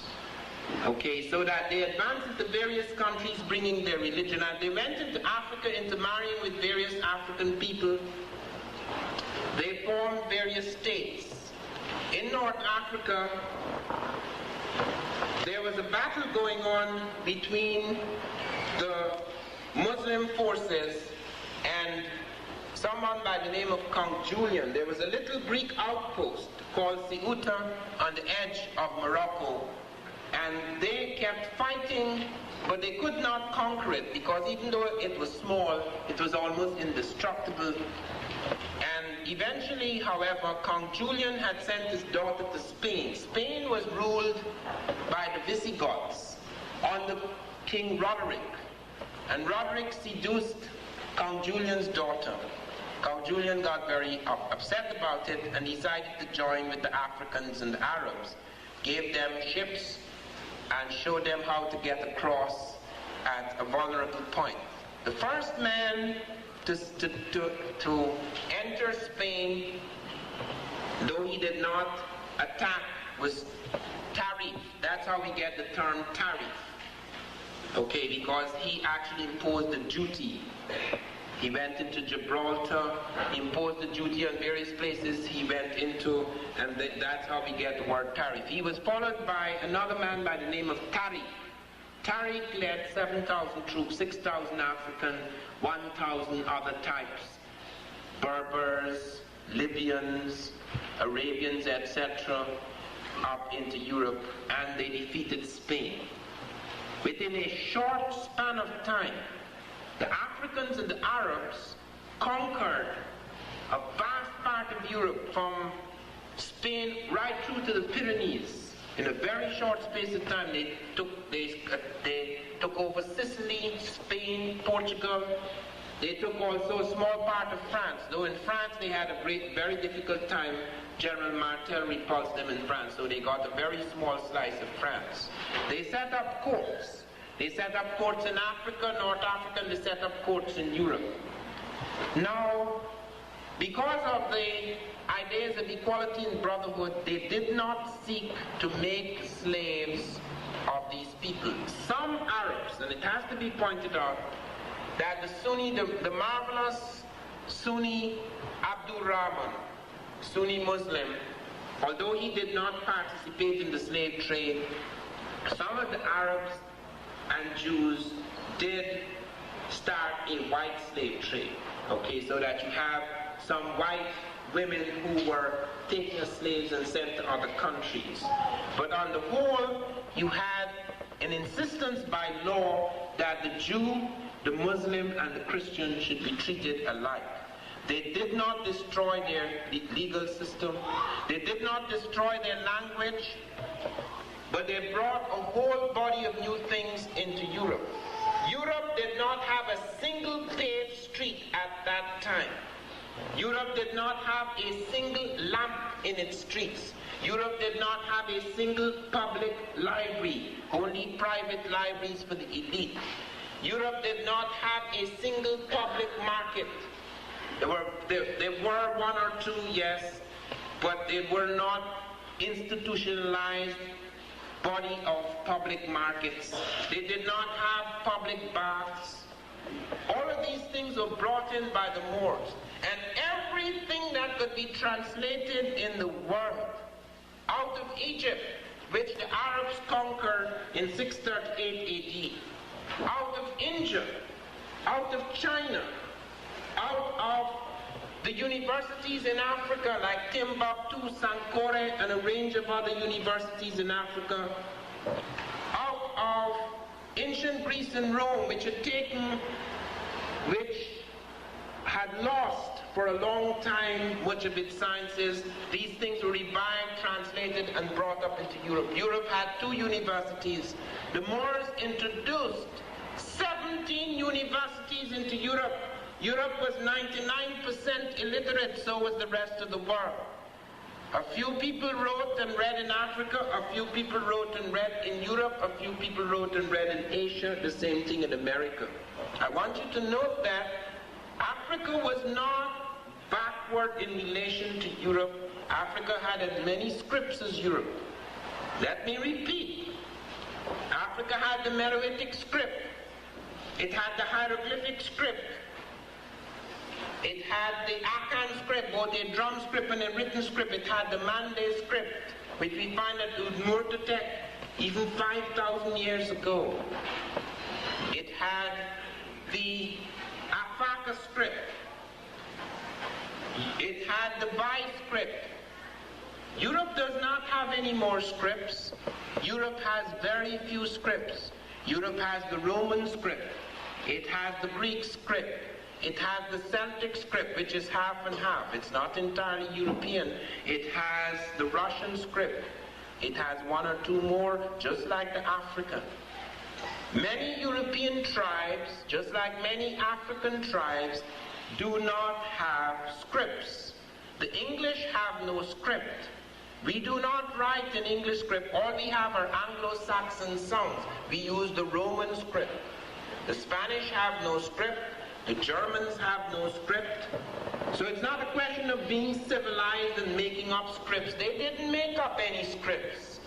Scripts were brought to them by conquering Europeans. The Romans conquered Britain, and when they conquered Britain, there were no books. There were no writers. In fact, Cicero said, and I quote him, and I think it's rather unfair, but I quote him because he said so. He said, these people are so ignorant, speaking of the Anglo-Saxon, that we are not even sure we can turn them into good slaves. Yet when I was at university, I was being told about how literacy, that the Africans were pre-literate, and literacy began in Europe. We have found Africans writing on the edge of the Sudan, in a place called Kuster. The dynasty of Tarseti, we have found them doing this 200 years before the first Egyptian dynasty. There is nobody else. In Sumer, Sumer was to come later. The earliest dates we have at Sumer or Babylon is about 2600 BC. We're talking about 3300 BC. So nobody can talk about the African being backward in this regard. Not at all. All these things were brought in, translated into Arabic, which became the language of science. Just as Latin earlier had been the language of scholars, Arabic became the language of science. And Arabic is not just used by Arabs. The Arabic script was invented when Arabia was completely black. It was invented by an African called Abul Aswan. It's recorded in the diaries of Ibn Khalikan, page 661. They are aware of that. So it's not something confined to a certain type of person. Okay, the Arab is not a race, just like the Jew. The Jew is not a race. You have black Jews and white Jews. In fact, the earliest Jews were the dark-skinned types who became, then you have Semitized people coming into that sect. Then you have, in later years, the European type, which became the dominant type, a later Jew. Likewise, among the Arabs or Arabians, you have the fair-skinned type and you have the darker type. And you find with mixtures with the African type, this became even darker. Into Europe they came, and they established 4 dynasties in the heart of Europe. They established the Umayyad dynasty, the Abbasid dynasty, the Almoravid dynasty, and the Almohade dynasty. The Almoravid and the Almohade dynasties were dynasties that were almost completely African, because when the Muslims started fighting among themselves, they would always go back to Africa to regroup. Let me give you an example. The Umayyad set up a dynasty in Europe in 715, and in 750 the dynasty collapsed. Why? Because the Shiites murdered the whole royal family while it was holidaying in Damascus. Then Abdul Rahman built up an African force, charged, he's a Sunni, charged back into Europe, smashed the Abbasid dynasty and renewed the Umayyad dynasty. And the Umayyad dynasty brought many things into Europe. We are not aware of how profound the influence of the Moors were on European science. In fact, I go so far as to say, were it not for the Moors, it is quite possible that the Industrial Revolution would have been delayed by at least a century. The Moors were the first to take water from the mountains and lead it into the private houses by means of lead pipes. They introduced air conditioning in some of the houses. They actually passed the air over a bank of flowers so that they introduced perfumed air conditioning. They were the first to introduce hot and cold water in the houses. They introduced windmills. Nobody had produced windmills knowing that the wind could become a source of power. They introduced mills, paper mills. They introduced the cotton industry into Europe. They introduced the rice industry. They wrote marvelous books on agriculture. You could see a range of them. They lifted, they advanced that agriculture. They introduced irrigation systems. They introduced worm and pinion gears operated hydraulically. They introduced a range of inventions. Optics, the first eyeglasses in the world were introduced by the Moors. They introduced trigonometry, new concepts in trigonometry. They introduced algebra. Algebra, Europeans did not use algebra, it's an Arabic word. Algebra. Introduced algorithms. They introduced public markets. They introduced public baths. They introduced public libraries into Europe. There was not a single public library then in Europe. They paved the streets.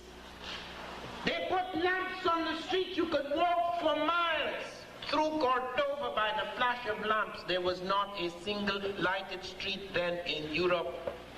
These are the superior Aryans who invented everything. I am not attacking the European, mind you, because certain developments occur in certain places at certain times. Europeans have done marvelous things in science, but But they have been arrogant enough to assume that they did these things because they were superior, or they did these things completely out of the blue. If you check it out, you find that when you go to the background of science, you find how much has been lied about.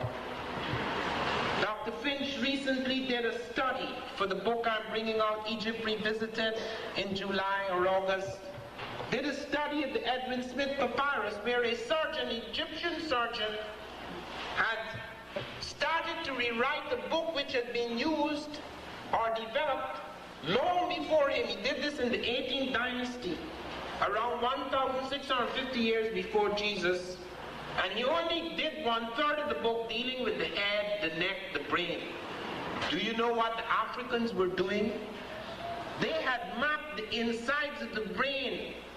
They knew the locus in the brain where auditory information was being processed. They could test the pulse. Europeans, the Greeks, were not able to do this until 1,000 years later. Yet, when you read medicine, you hear Herophilus, the Greek. He's the guy who first tested the pulse. And when you read about his test, you see it exactly coming from the Egyptian. Now we have, in all honesty, not only for ourselves, but for all mankind, we have to put the record straight.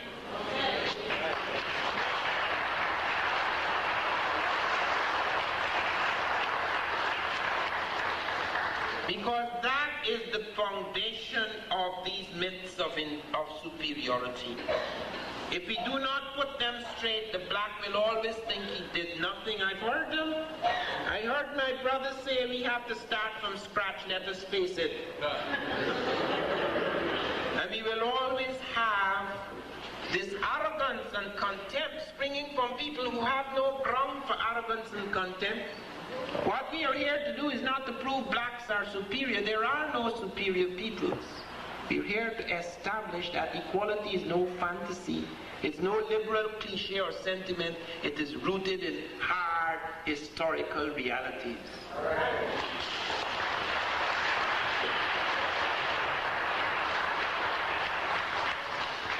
In the world of the Moors came a number of things which are absolutely critical. I spoke to Congress on July the 7th, 1987. I had been called there because a Congressional Overseas Committee was looking into the workings of the Christopher Columbus Quincentenary Commission. This commission had set up its base. There were no Native Americans. They employed no Native Americans, no blacks. This was going to be a big commemoration in 1992 with just the Italians and the Spanish getting honor and praise for this so-called discovery. And as I pointed out to them, first of all, Columbus never put foot on the American landmass north or south. He only stumbled into the Caribbean. On August the 7th, 1498, 3 of his ships landed in South America, but he did not come off the ship. He said he had arthritis. And he sent message home that South America was an island. Just as earlier on the second voyage, he'd sent word home that Cuba was the continent. Just as on the first voyage he came back to say that he was off the continent of Asia, and that the Caribbean was the Gulf of the Ganges. This is the man that we are celebrating in 1992 because he discovered us. He discovered America, thank God, because that enabled them to drag us out of the bush and bring us here and put us in a good footing. Taught us how to dress and how to speak properly. The absurdities, the lies upon which a whole civilization have been built. How can one sleep at night? How can one call a civilization Christian when it is built upon grave immorality? It is not only us, the black, who carries a burden. The white cannot sleep properly if his civilization is built on lies. Therefore, we've not only come here to save ourselves, we've come to save the world. Because to expose these fictions is absolutely vital. As I pointed out, Mr. Columbus was using a caravel. Do you know what the caravel comes from? Both Columbus and Vespucci were using caravels.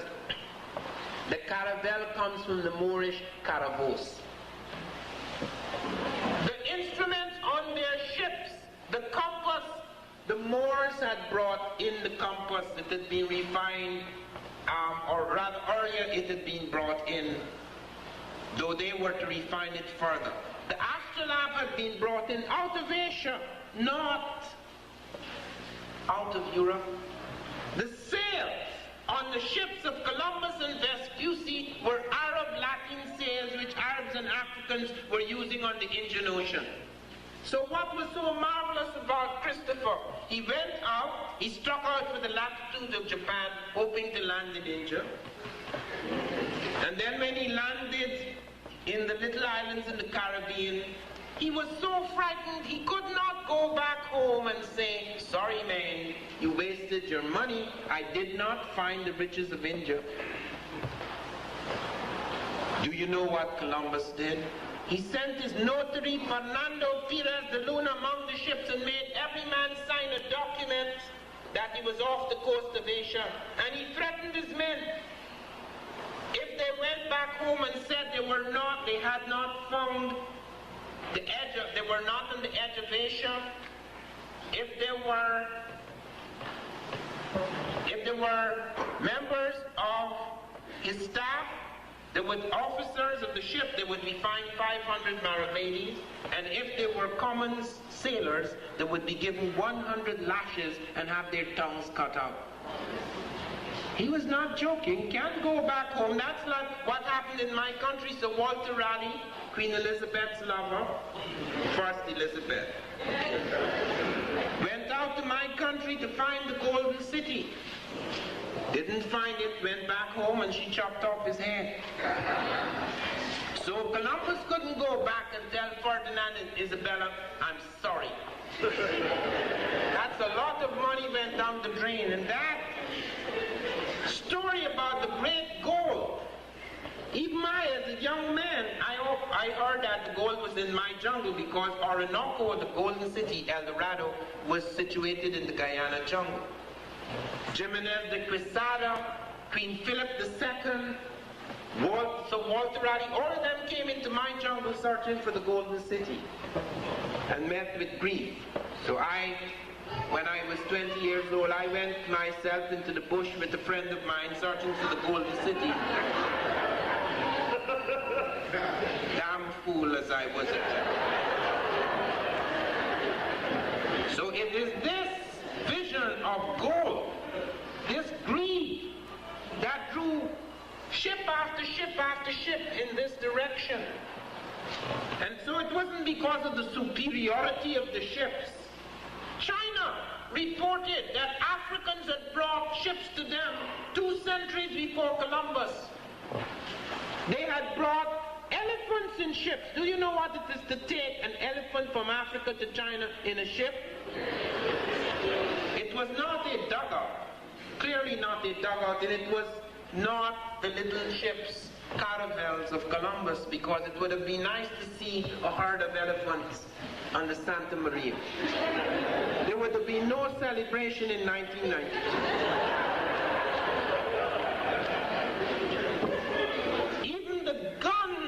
Even the gun is not European.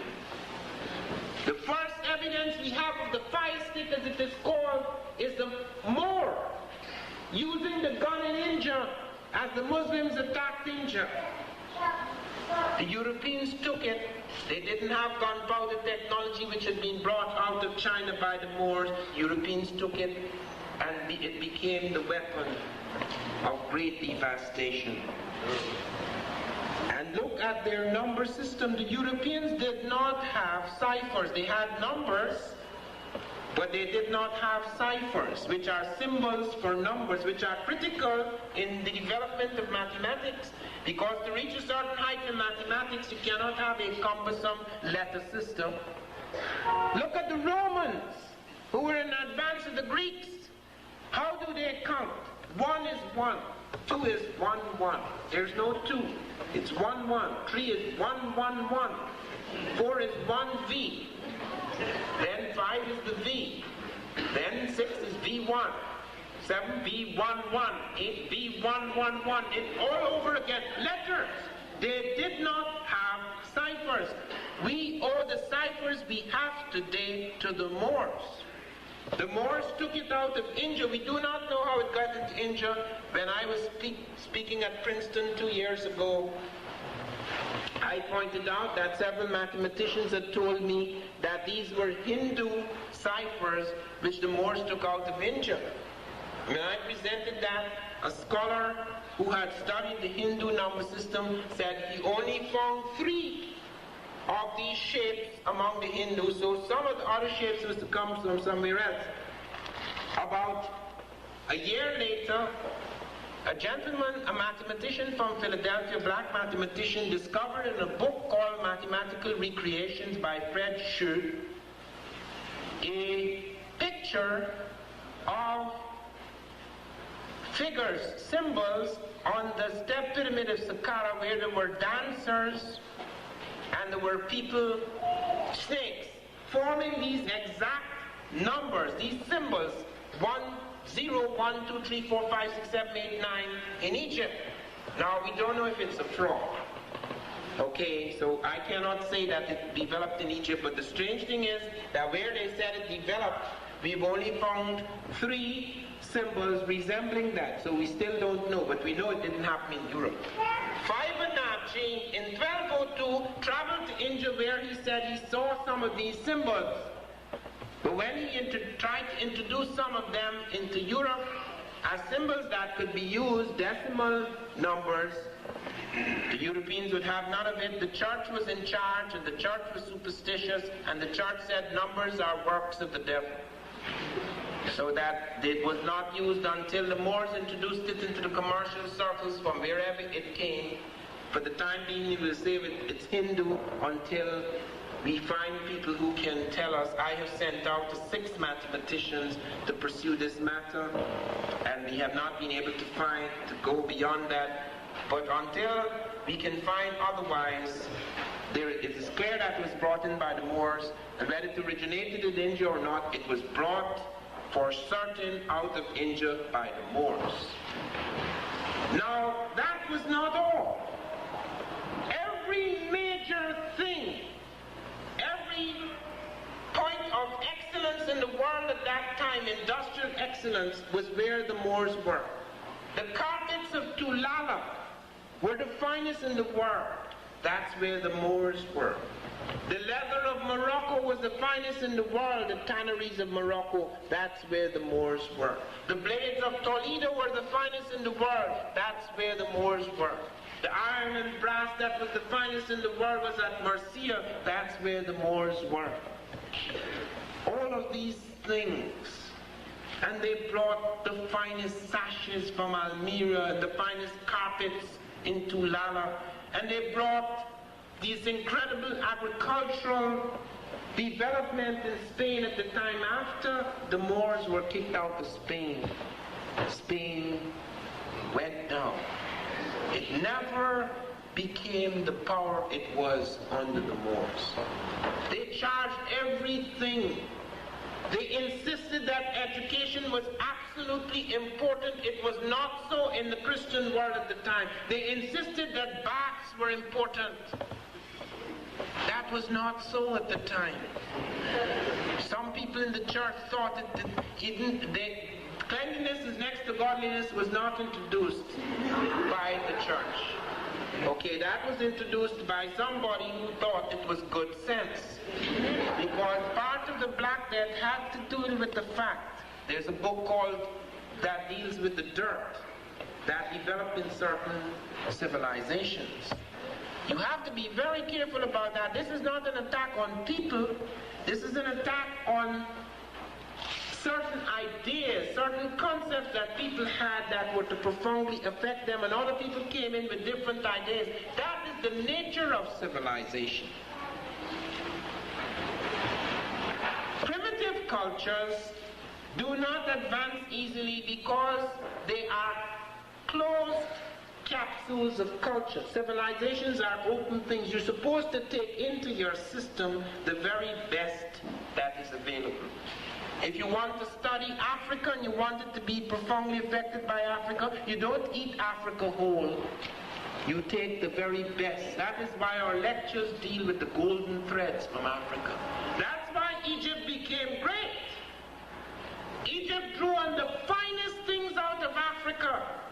Its hieroglyphs, you could see, you could trace it back in various parts of Africa. You could see the various forms, the animals, etc., the religious ideas. We are now startled to find, when we look at Egyptian ideas of creation, and ideas of creation among the Dogon, ideas of creation among the Bambara, we begin to see the fantastic sophistication involved.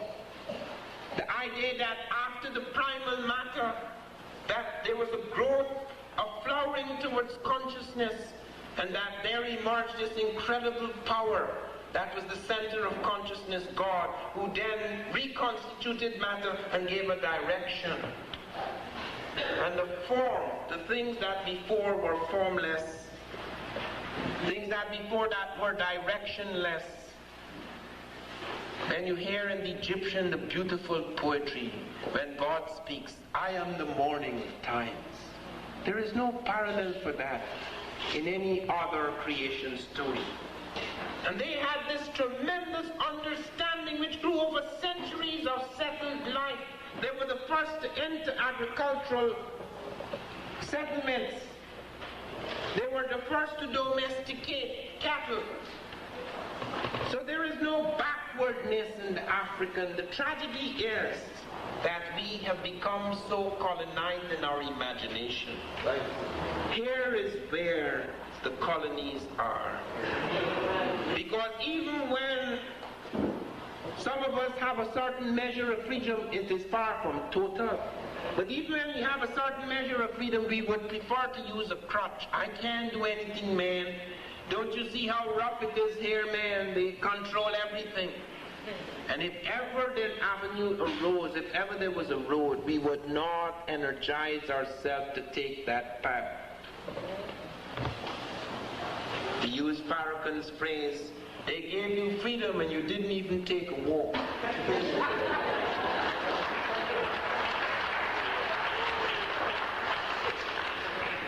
So we have got to use this as power. Ideas are force. That is the vitality. Matter is nothing. It is the spirit. It is this fantastic thing that spins around matter, that turns it around, that gives it power, form, force. That's how the universe was born. God is force. God is power. God is form. God takes that primal matter and reconstitutes it. That's what we do as men, as women. That is what you do in life. You have this thing here, and you do with it what can give direction and beauty and form and morality. So when we go back into history, let us draw upon these essences so that they fill us with a new force. Because it is with this new force, the force that came with the Moors who were to transform the world, both in North Africa. It didn't just end in Europe. When Leo Africanus went down in the 16th century, when all Europe thought that after the slave trade was breaking up and devastating things, that Africa was a wild world, Leo Africanus went down and wrote his marvelous geography and history of Africa, which Shakespeare read. That's why Shakespeare produced the noble Moor, the very best.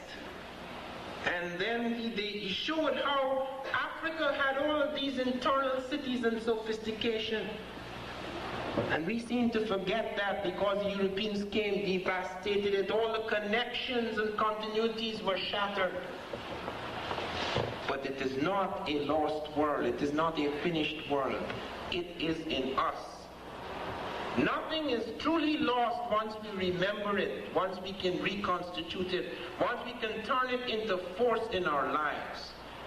That, therefore, is our mission. That is the magic and the meaning of the Moors, to be able to draw upon that very special experience, that great conquest that enabled them to transform both Africa and Europe. I want to close by saying, and this is something that reminds me very much of Césaire in his great poem, Return to My Native Land, as he ends with these words, or words similar to these. It is not out of hatred or envy of any race that I proclaim the greatness of my own.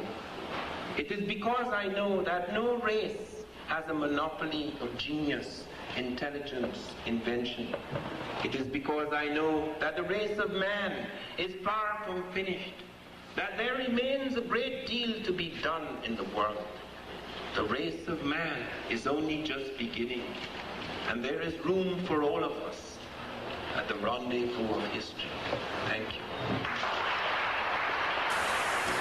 In a back issue of the Journal of African Civilization, I think it is the issue dealing with Nile Valley civilization, or the issue dealing with great African thinkers.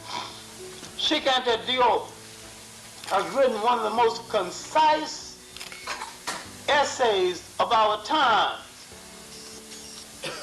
I don't know who read it because I have not met a single person who's willing to discuss it with me.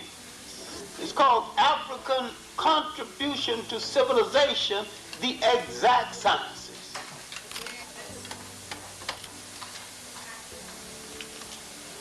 Last year, only a few months ago, his main protege, Theophile Obenga, delivered a lecture from his major new book, The Pharaonic Origins of Greek Philosophy. In this lecture, he pointed out not only that Africa is the origin of Greek philosophy, but that the word philosophy is not even Greek or European. They not only did not create philosophy, they didn't even create the word. I just don't want to be the scapegoat. I want to be, only way I've been practicing my whole life to live my life is to be responsible for what I do. I don't know how to be responsible for what every black male did. I don't know. Yes, I am going to say that I'm a thug. That's because I came from the gutter and I'm still here. I'm not saying I'm a thug because I want to rob you and rape people and things.